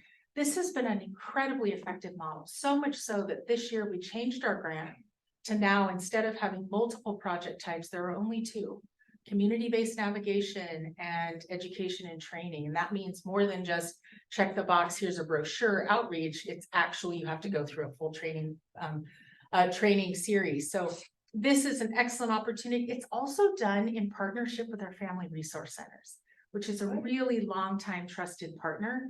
So all 21 regional centers have a navigation program. Some are actually run by a regional center. There's a partnership, a very close partnership there. But we now have 75 navigators statewide. Our hope is that that number will grow and this program will grow. It's been a really effective tool. And I think as regional centers become more and more familiar with their local navigator, they'll be utilizing the navigator as a resource as well. It's not meant to supplant service coordination or case management. It's meant to complement and provide additional opportunity for family. Next slide, Leanna. Language access and cultural competency is another program that's focused again on having the opportunity to ensure communities have language accessible resources, but also cultural competency in the community. And I want a flag here. This is a regional center program, but most of the programs that regional centers have, at least 50% of all their funding is community outreach based. That means partnering with, maybe it's a local church, maybe it's a local community-based organization, maybe it's a trusted parent group. There's lots of opportunities. Regional centers host listening sessions. The capacity build that's happened has been really amazing, but this is an area in this particular program that we find a high need for our aging caregivers. Again, people often speak a native language and they are native speakers and they don't speak English. So in order to provide the support, we had someone in our community-based organization monthly meeting say, we have parents that speak Cantonese. They're not comfortable with bringing in a respite provider that doesn't speak their language. They're uncomfortable with that. It's a fear, right? And you can understand it. You have someone come into your home, care for your loved one. You want to have someone who speaks your language. This is a good example where regional centers may not be built with all of these resources, but this program, which is something the legislature put into law, provides some of those resources to help our families. Next slide. And I think tribal communities, again, an area of focus for the department, and working in partnership with 3 lead regional centers, San Diego, Far Northern, and Kern, so kind of north, mid, south of our state. They each have a number of tribal communities in each of their areas. What we have done here is focused on listening to tribal leaders, understanding, and a key component of tribal families reaching and using our system is tribal elders. Having that leadership and that cultural deference to tribal elders is a really important piece. So as we think about supporting communities and our aging population, we cannot dismiss the value of the information that comes from tribal elders. And so this is an area of focus for our system. And I know our regional centers are embracing and having their own relationships built, relationships of trust, bridging that trust with their local tribal communities. We have a contract with California Tribal Families Coalition that works with over, I want to say it's over 90 different tribes throughout the state. I'd have to get that updated number, but again, another exciting initiative and work and effort to help our diverse system. And next slide is community partners. And I think I'm going to pass this over to Lori because I want Lori to have the opportunity to share. But as you can see, we have lots of community-based meetings, both in our division as well as our department in general. So there's lots of monthly engagements with various community groups, and that is the span of life, early start to death. And I like to say early start to as I age, to my golden years of aging, and to my father's golden years, and all of those things in between. So community partnerships is a really essential part of our work and hearing families and hearing from communities. So I'm going to pass it to Lori. Thank you, Melanie. Again, good afternoon, everyone. Thank you for including me in this really important conversation. I'm Lori Benalis, and I'm the Executive Director at Alta California Regional Center. I've been in this position for the last 2.5 years, but I've been at Alta California Regional Center for nearly 30 years. I've worked in a variety of capacities, from service coordination, which is our case management, all the way up through every leadership position that could possibly be, to where I finally found myself in this seat. And I'm very happy to have the extraordinary responsibility, because that it is. Alta California Regional Center, it is, can we turn 2 slides, please? Yes. All right, and the next one. There we go. So Alta California Regional Center is one of 21 independent nonprofit regional centers throughout California. We are independently contracted with the Department of Developmental Services. So we are not a state agency, which is interesting because we are state funded and federally funded. We don't go out and do bake sales. We have no other way of really generating funds. Every now and then a family might leave some money with the intent to resource develop, but it goes right back into the system. The Lanterman Act is the legislation that had the vision to create regional centers, and that was back in 1969, where there were pilot regional centers, and then from that grew the entire system. You'll see the map up there, which is really hard to take a look at, but each color designation indicates the number of counties that a regional center would have the responsibility to resource development and to serve the individuals that come to them. Our regional center is the 4th largest regional center in the state of California in terms of individuals that are served and supported in a 10-county area. We have rural, we have metropolitan. It makes resource development tricky, but we're up for the task for sure. Regional centers don't do direct service. We offer the case management, the resource development, the quality assurance over programs that are in place, but we do not provide direct service. We contract with what we refer to as vendors in the community, individual entities, agencies that come forward in a multitude of lanes of service designation, transportation. If we go to the next slide, I can start to talk about a little bit. This is just a very thumbnail reflection of the service categories, but concentrating on the adult population, which would be more closely aligned with the aging. We have employment services. There's an array of services that complement that area. We have residential care services, a variety of different levels and supports for people who have healthcare needs, people who have behavioral needs, people that really just want someone to share space with and don't have a lot of oversight, but may, you know, for their choice, choose to live in a congregate setting. We have day services, transportation services, services that support people in homes of their own. And so they have individuals that come in, independent living skills and also supported living. The difference there is the number of hours that an individual would require to live in their home and maintain their home in a safe and effective manner. All of this is by choice, and people who are in supported living direct their staff. We have housing access services. We just have a complement of services, but within the regional center, the point of contact for any individual that is receiving services, again, voluntarily, is the service coordinator. But they don't act alone in providing services, in building plans to support people. They are, as the circle indicates there, surrounded by a team, a multidisciplinary team at the regional center. And not everybody is involved in every team, it's as needed, but we have clinical services. We may have a behaviorist that sits in. We may have a doctor, a medical doctor, or a psychologist that sit in to help.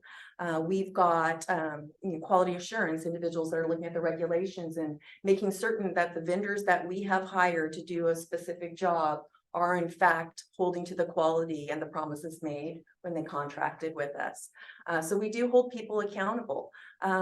We come together as a team and we create a plan based on a person-centered plan. What the self-advocate, the individual that is receiving services, is wanting for their life vision. And then we go back into how do we create a plan?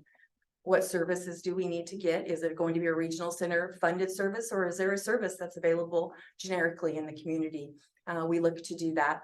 We've got a little reflection down in the corner that shows a little snapshot of our website. Our website is just chock full of information, and the best way to navigate any regional center website, but ours is to go to the search hourglass and just put in words that you think might match, because we've tried to anticipate misspellings. We've tried to anticipate anything that a person would refer to that would get you to where you need to be. And then you can start digging deep. But we've got the guide for services for adults population that will pop up. We have pamphlets that have been translated across 12 of the threshold languages here in Sacramento. And we find that to be a very valuable resource for folks, not just regional center services, but services that are also generically available. Next slide. So if we want to spend a little bit of time, and there's been a lot of conversations around succession planning as our caregivers in the system age, our clients are aging as well. At our regional center, we serve nearly 30,000 individuals. And of those 30,000, at the end of September, when I ran my dashboard numbers, I had nearly 14 individuals that are age 60 or older. And that is a number that continues to grow, as Leilani had said, with better health care and access to the resources necessary to really enhance people's lives. We are finding people are living longer, and we're having to adjust to how we support them. You know, we can't just continue to expect someone to go to a day program when they're 85. Would we be going to work at 85? No. So we have to look at other ways to support them. And that's our resource development, our community services department, that really is looking to advance initiatives. We have Dr. Decker, Dr. John Decker, who works as the director of our community services department. And part of his doctorate was to create a program. And this is how the succession planning program at our regional center began nearly almost 4 years ago. We started looking at the aged population, and we had to back into it because we didn't have the aged parents. So we looked at any client that was age 52 and older point in time and assumed that their parents had to at least be in their 70s. We just assumed this. We had about 400 individuals, and we started looking at, you know, how can we actively plan for this succession and not wait till the 11th hour when someone is no longer able, whether they've been admitted to an ER or, you know, passed away, or just simply can no longer care for their loved one. It always happens at 4:30 on a Friday night. I kid you not. Always. And So you've got 2 hours, Lori. we stick with it the whole night. Believe me, we don't abandon the ship. We figured out that your resources are very small at that point, and your options typically are congregate care. Hospitals have also admitted our client alongside their parent if they're in the hospital, because they're not sure what to do until we can figure out. Yeah, and so they're there together. And that's been a real tricky thing as well. This depiction up here, it was part of Dr. Decker's dissertation, and basically it talked about the process. Currently, you know, we get this call for the service coordinator, scrambles around, we look at the IPP, which is our plan, our independent program plan. There's nothing in there that says what the family envisions for the future, and then they start backing into what's our vacancy list, and where can we get somebody, what are their needs, and then you're just scurrying around. Not optimal. We don't like that. So we proposed the process of this actively engaged conversation early on. You were speaking, I don't know if it was during the actual presentation or prior, about the conversations being difficult and how to navigate that. And we recognize that, you know, we've got a lot of new service coordinators that have come to work for us. And I'm sure that I was one of those at one time, you know, early 20s, that just do not. And I shouldn't say all of them, I don't want to back everybody into this space, but many people just don't feel comfortable asking somebody who appears to be healthy and vibrant, what's your plan when you're not for your loved one? So we engaged our community, and we started talking to parents that wanted to work with us to create the training materials, the templates for the IPP, to really start that conversation and to help not only develop the materials, but they're also part of our training team. Oh, that's great. And they went out, and so we had our self-advocates that are on staff, so our client advocates. We had parents from a variety of ages, and then we had service coordinators and a couple of our directors that all came together, created these materials and the conversations, and they went forward and they trained our entire staff. And now they're going out and training different community partners so that they can also be equipped with the conversations. We have expectations that the IPP, for those individuals that we targeted for sure, have to have those in, but we want to have these conversations early and earlier, because you don't know what you don't know. And we should always be looking forward to planning. How does that affect the individual? And how does that affect the regional center when we know early on that someone has a desire to live in X space, but maybe we don't have it. Maybe we don't have it because they live in Alpine County. And we have 7 individuals we serve of our 30,000 in Alpine County. You can only imagine that the number of resources that we have contracted there are very limited because there isn't the capacity for very many of them to stay in business. They would have to serve the population there. And even then, that's going to be slim pickings. So we started to have those conversations to identify what people envision for their future. We started providing a lot more of the independent living skills training for our individuals that are still living at home. That was one area that that we weren't able to provide independent living skills training for someone who lived in the family home because they lived in the family home. And it's like, okay, but people still need to be independent within it. We have now the free reign to do that. So times have changed, necessities have changed. As Linani said, people live in family homes longer and longer. It doesn't mean that they don't have the right or responsibility even to continue to grow as an individual in their lifespan. So we are supporting them to learn those skills while they're still living in the support of their family home, so that when something happens, we don't look just to congregate care, unless of course that is their choice. We will support that, but we will look to the community to find an apartment and get the supports in place. And so really trying to envision where are those support requests, where they wanted, and then John and his team are coming in and trying to get RFPs, requests for proposals out, so that we can get services in place. Next slide, please. So the coordinator future planning, I probably went over everything without even looking at the slide. So we identified the problem, we queried, we developed the trainings, trained service coordinators, implemented IPP. Okay, next one. Look at that.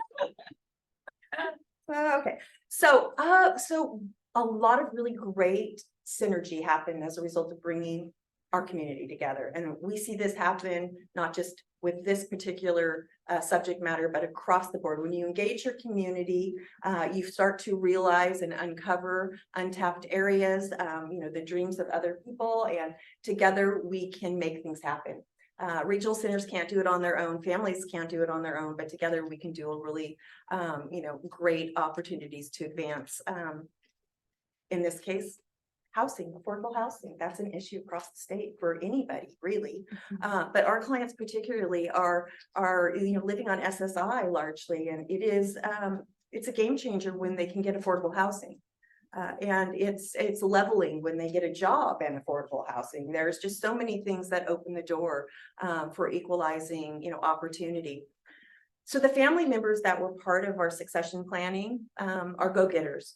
And they live in a variety of different counties across our catchment area. And they're like, you know what? We want to divide and conquer. We want you, John Decker, to train us on everything we need to know about multi-family housing opportunities. We want you to give us all the data about the clients and the age and the demographics for the specific counties. And we're going to go to every single, supervisor county meeting, and we're going to scream from the rooftops the needs of the aged community and the IDD community.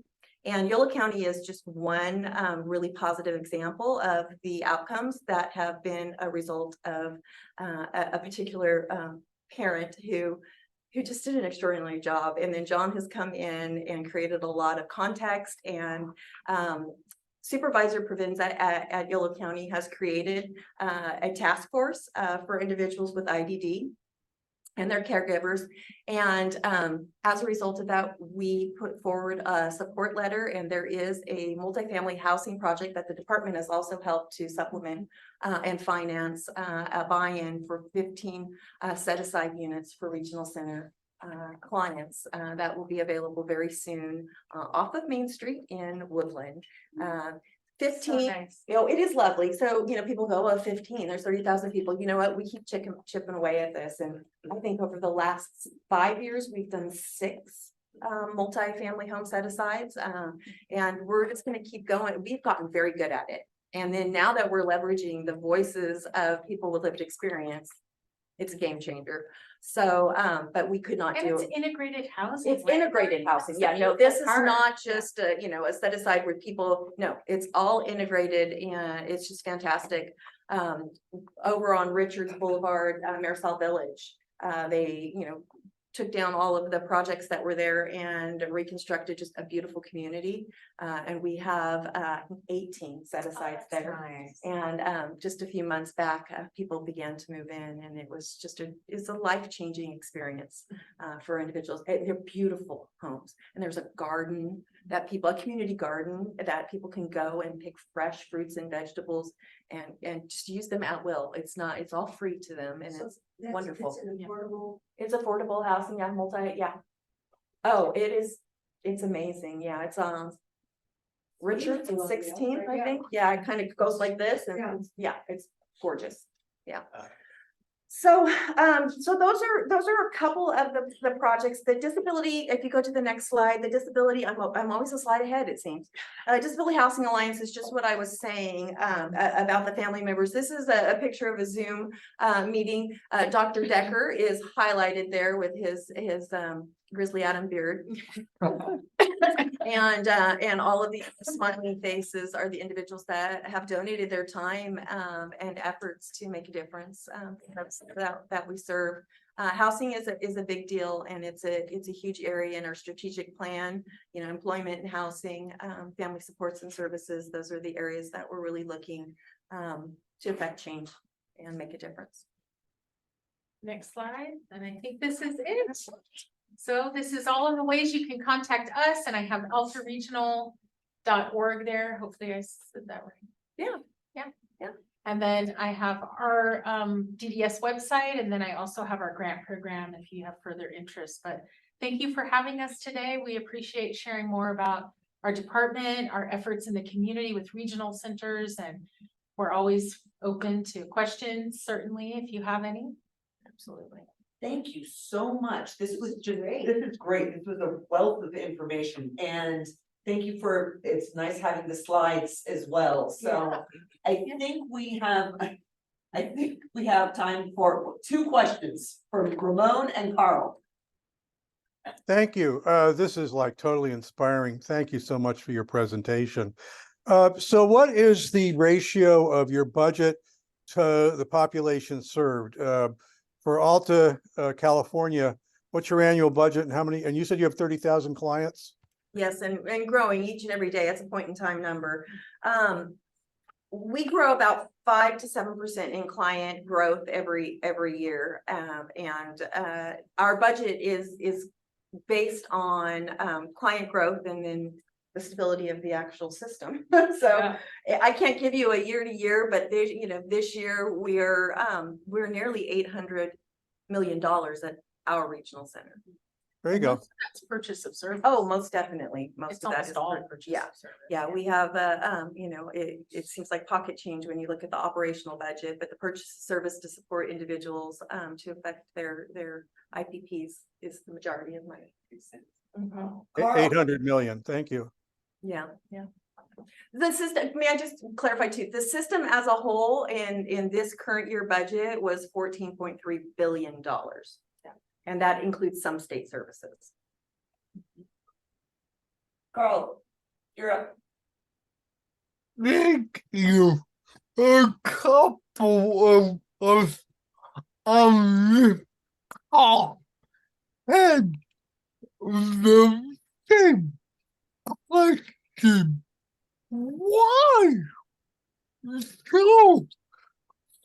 few older adults?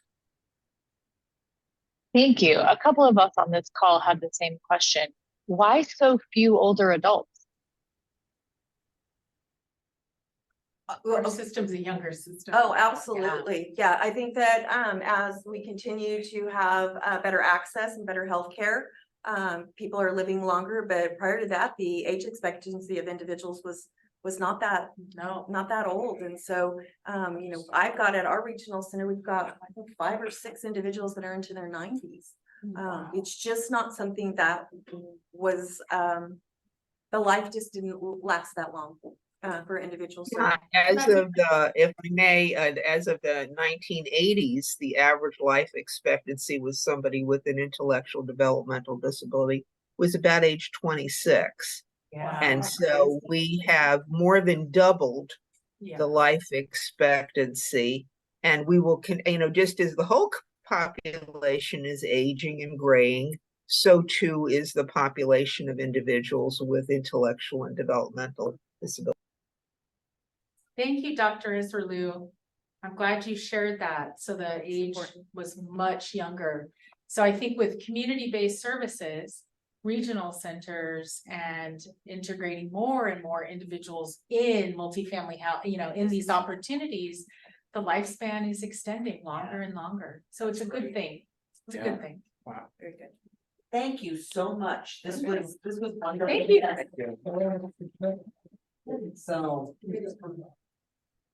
So no, we didn't. Thank you, Leanna. Oh, we didn't ask you. Wait, Carl, did you have another question? No.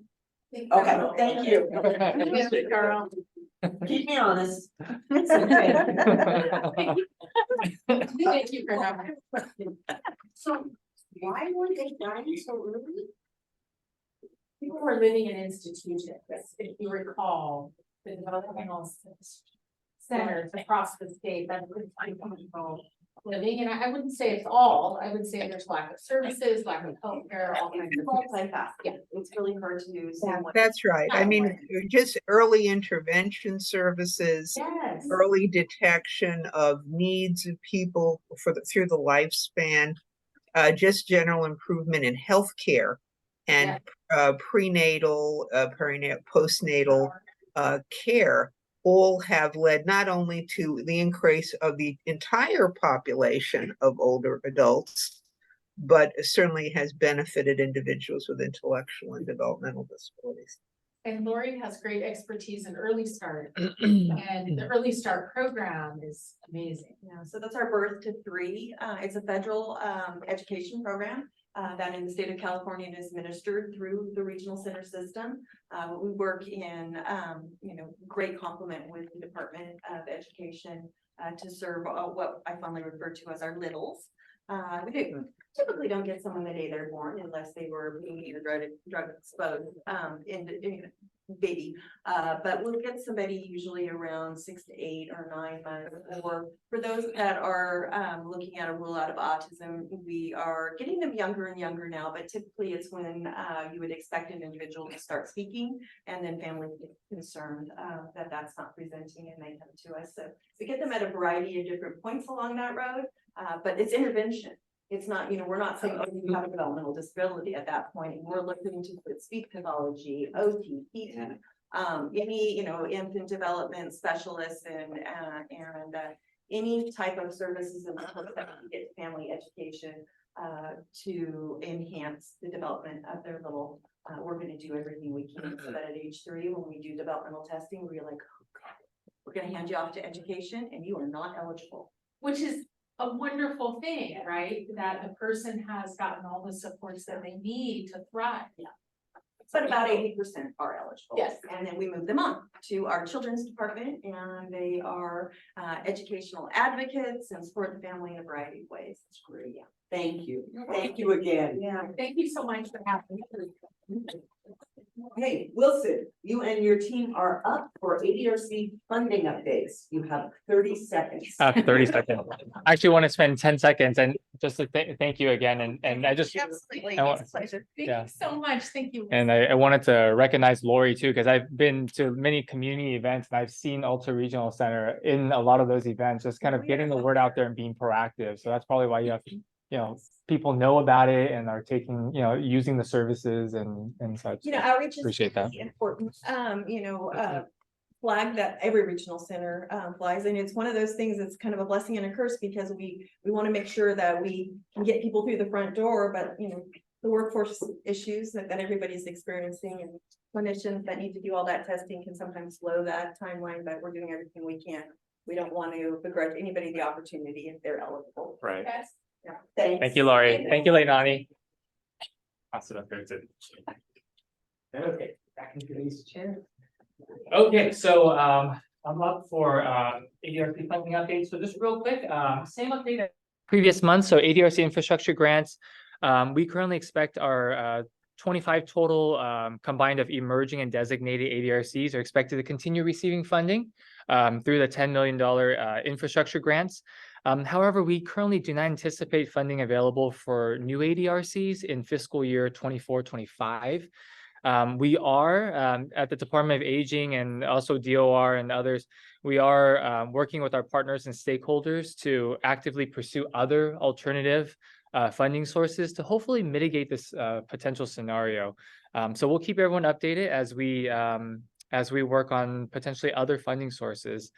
Talk about other funding sources. CalAIM wanted to kind of make note for everybody regarding California. I forgot what the AIM part stood for. CalAIM, Enhanced Care Management, and also Community Supports. They had some policy changes. So DHCS, from their first 12 to 18 months of implementing CalAIM, Enhanced Care Management and Community Supports, they found opportunities for improvement and made some changes to their policies. One of them being that they're requiring managed care plans to partner with specific provider types with experience serving individuals with specialized needs in a local region.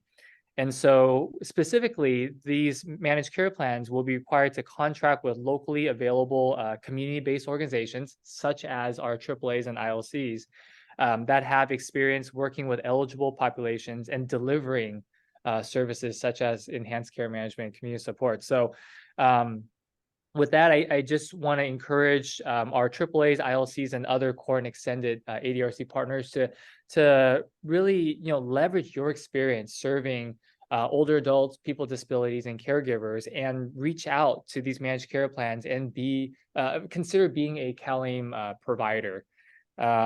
There are opportunities to build up that infrastructure and capacity, knowing that not all CBOs have that capacity, and that could be built. There's opportunities through the PATH cited, which stands for Providing Access and Transforming Health Capacity and Infrastructure Transition, Expansion, and Development grants. A recent round 2 funding was awarded, and it was awarded to 145 organizations. Totaling $352 million. So there's potential again if the hurdle is to develop the capacity such as workforce, information technology, and other things, take advantage of this PATH cited funding opportunity to build that capacity to be able to deliver ECM and community supports. Wilson, in addition, there's funding through the health plans themselves, and I think it's IPP. I'm not asking what that stands for, but there is funding through the health plans themselves as well. Terrific, thank you. So there's opportunities out there. Just need to learn more about it, obviously, and hopefully we've done a good job, hopefully at CDA, to kind of make note of and tell people about these opportunities that are available. So with that additional opportunity that we're pursuing at CDA, I'm going to turn over to my colleague Janice, who will talk about Medicaid administrative claiming. Thank you, Wilson. Hi, everyone. This is Janice. Just a couple of updates for MAC. The MAC stakeholder work group reconvened last month in October with a reorientation of Medicaid administrative claiming and timeline of where we are in the process. Our next work group meeting will be on December 7th to review the activity codes and discuss the revised time study template. We do plan on conducting another MAC time study in February of 2024. And in preparation for the time study, we will be hosting a training on how to complete the time study in January.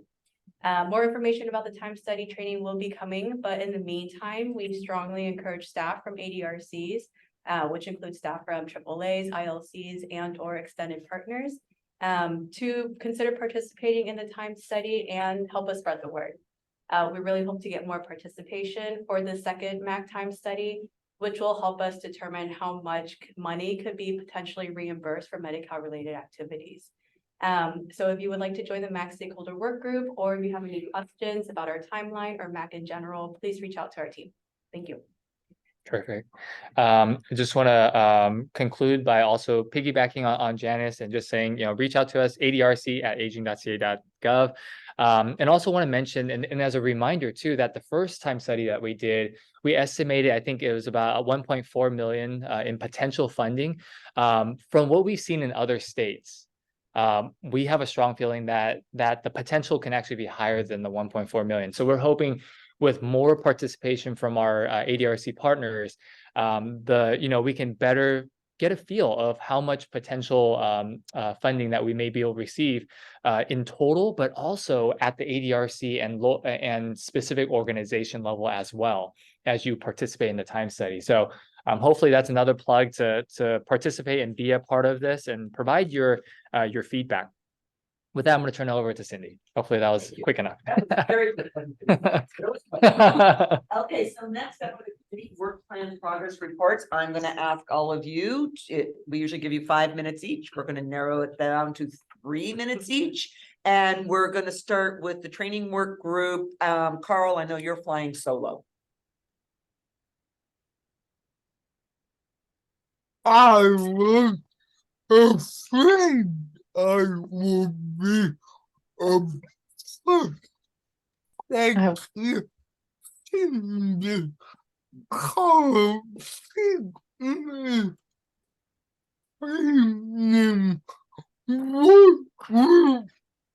The report is in your package.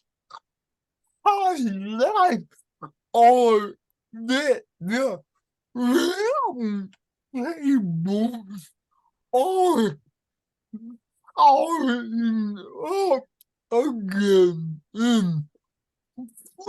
tables are starting up again in February.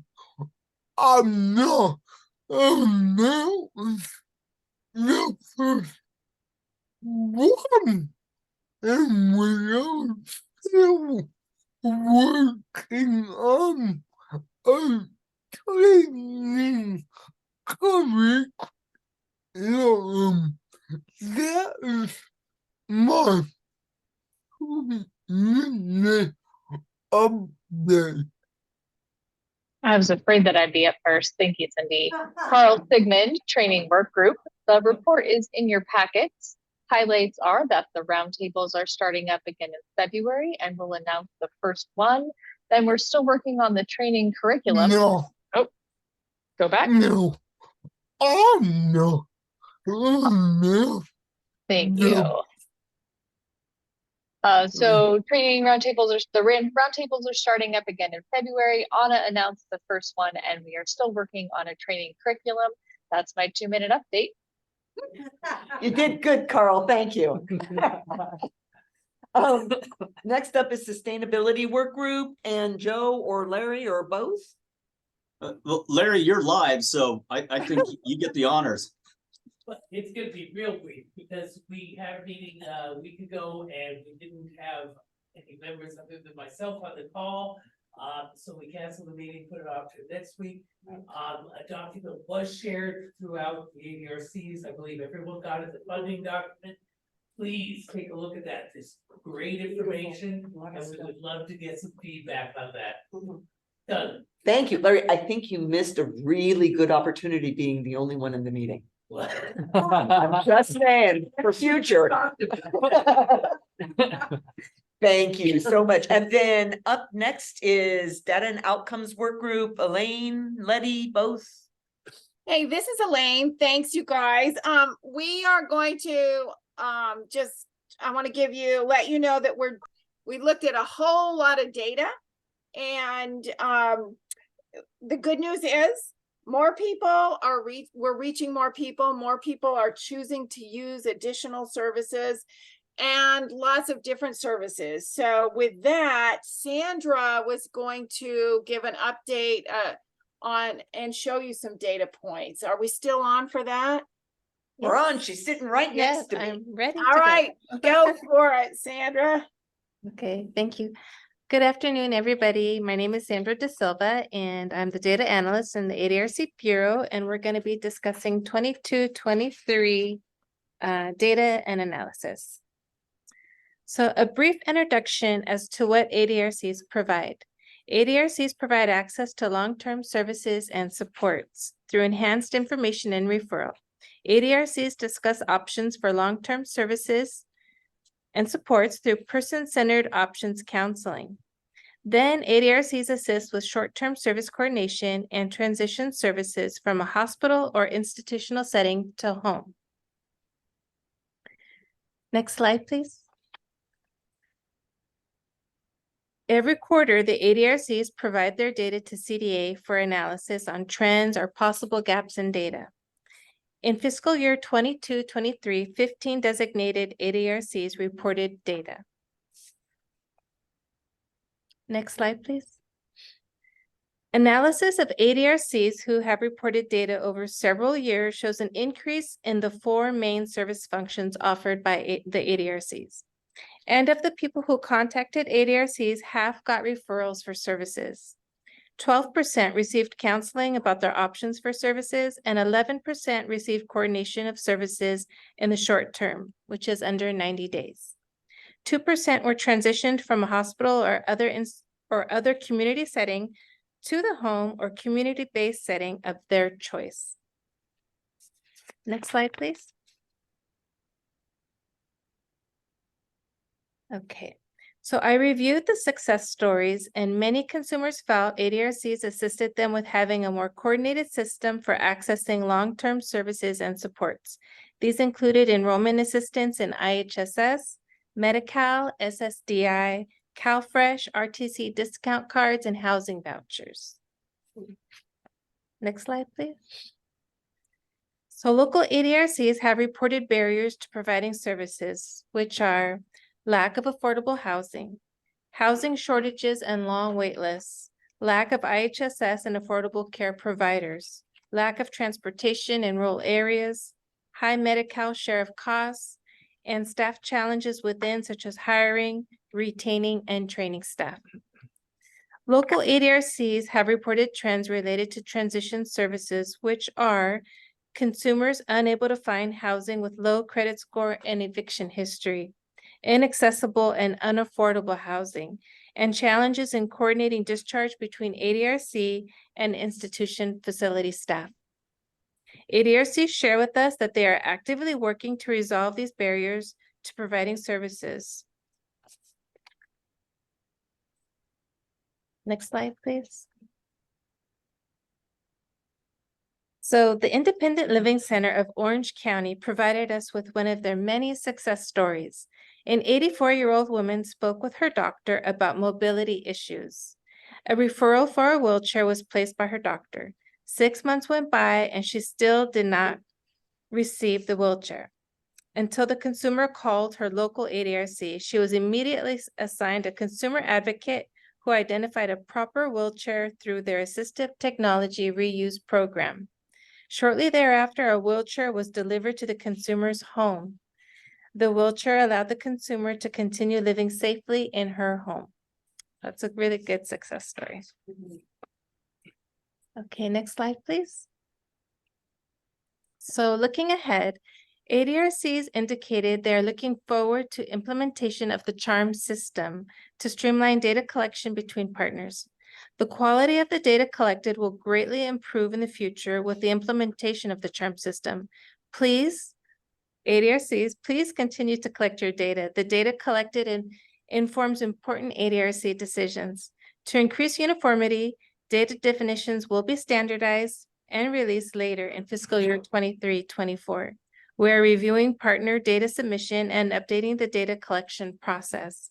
We are also continuing to tie data to consumer health outcomes. Thank you. Thank you, Sandra. That was great. Thanks. So I'm going to leave space for one question. Okay. I see no hands. Okay. Seriously, if there is a question, you get to ask a question. Okay, Ramon. Yeah, I just want to point out that the lack of housing was something that was reported by just about every ADRC in the state. Yeah. From Yes. Oregon to Mexico, everywhere in Yeah. between. Yeah. Yep, it is, that is a sad, true story. Okay, Sandra, thank you very much. Thank you. Any public comments next on the agenda?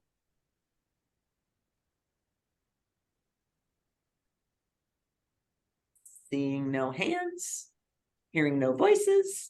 Any partner updates?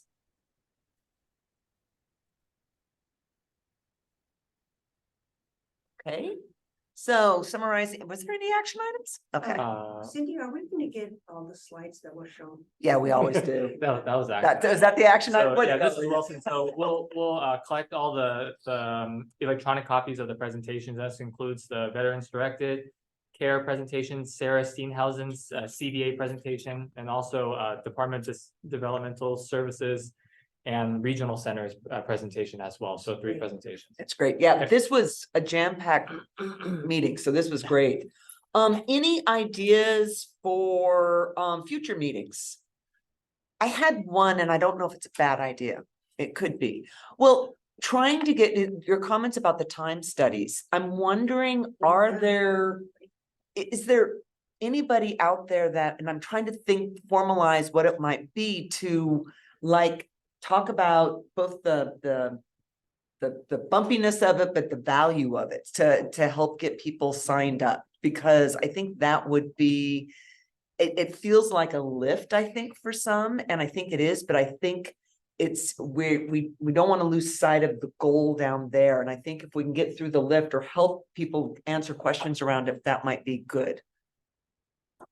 Okay, noted. When is our next meeting?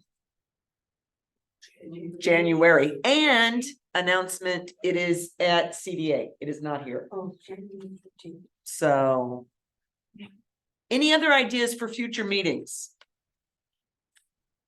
Put some thought. Yeah. Yeah, that's good. Okay, you can always add ideas later. So any other announcements, comments, anything? Then I seek a motion to adjourn. I so move. I second. All those in favor? Aye. Aye. I thank you. Hi, thank you. Opposed? Okay, we are adjourned on time. Great meeting. Good job, We CDA. can say see you next year. See you next year. Oh, yeah. See you next year. Yeah. Have great Thank you. holidays, whatever holidays you celebrate. Yeah, enjoy. Bye.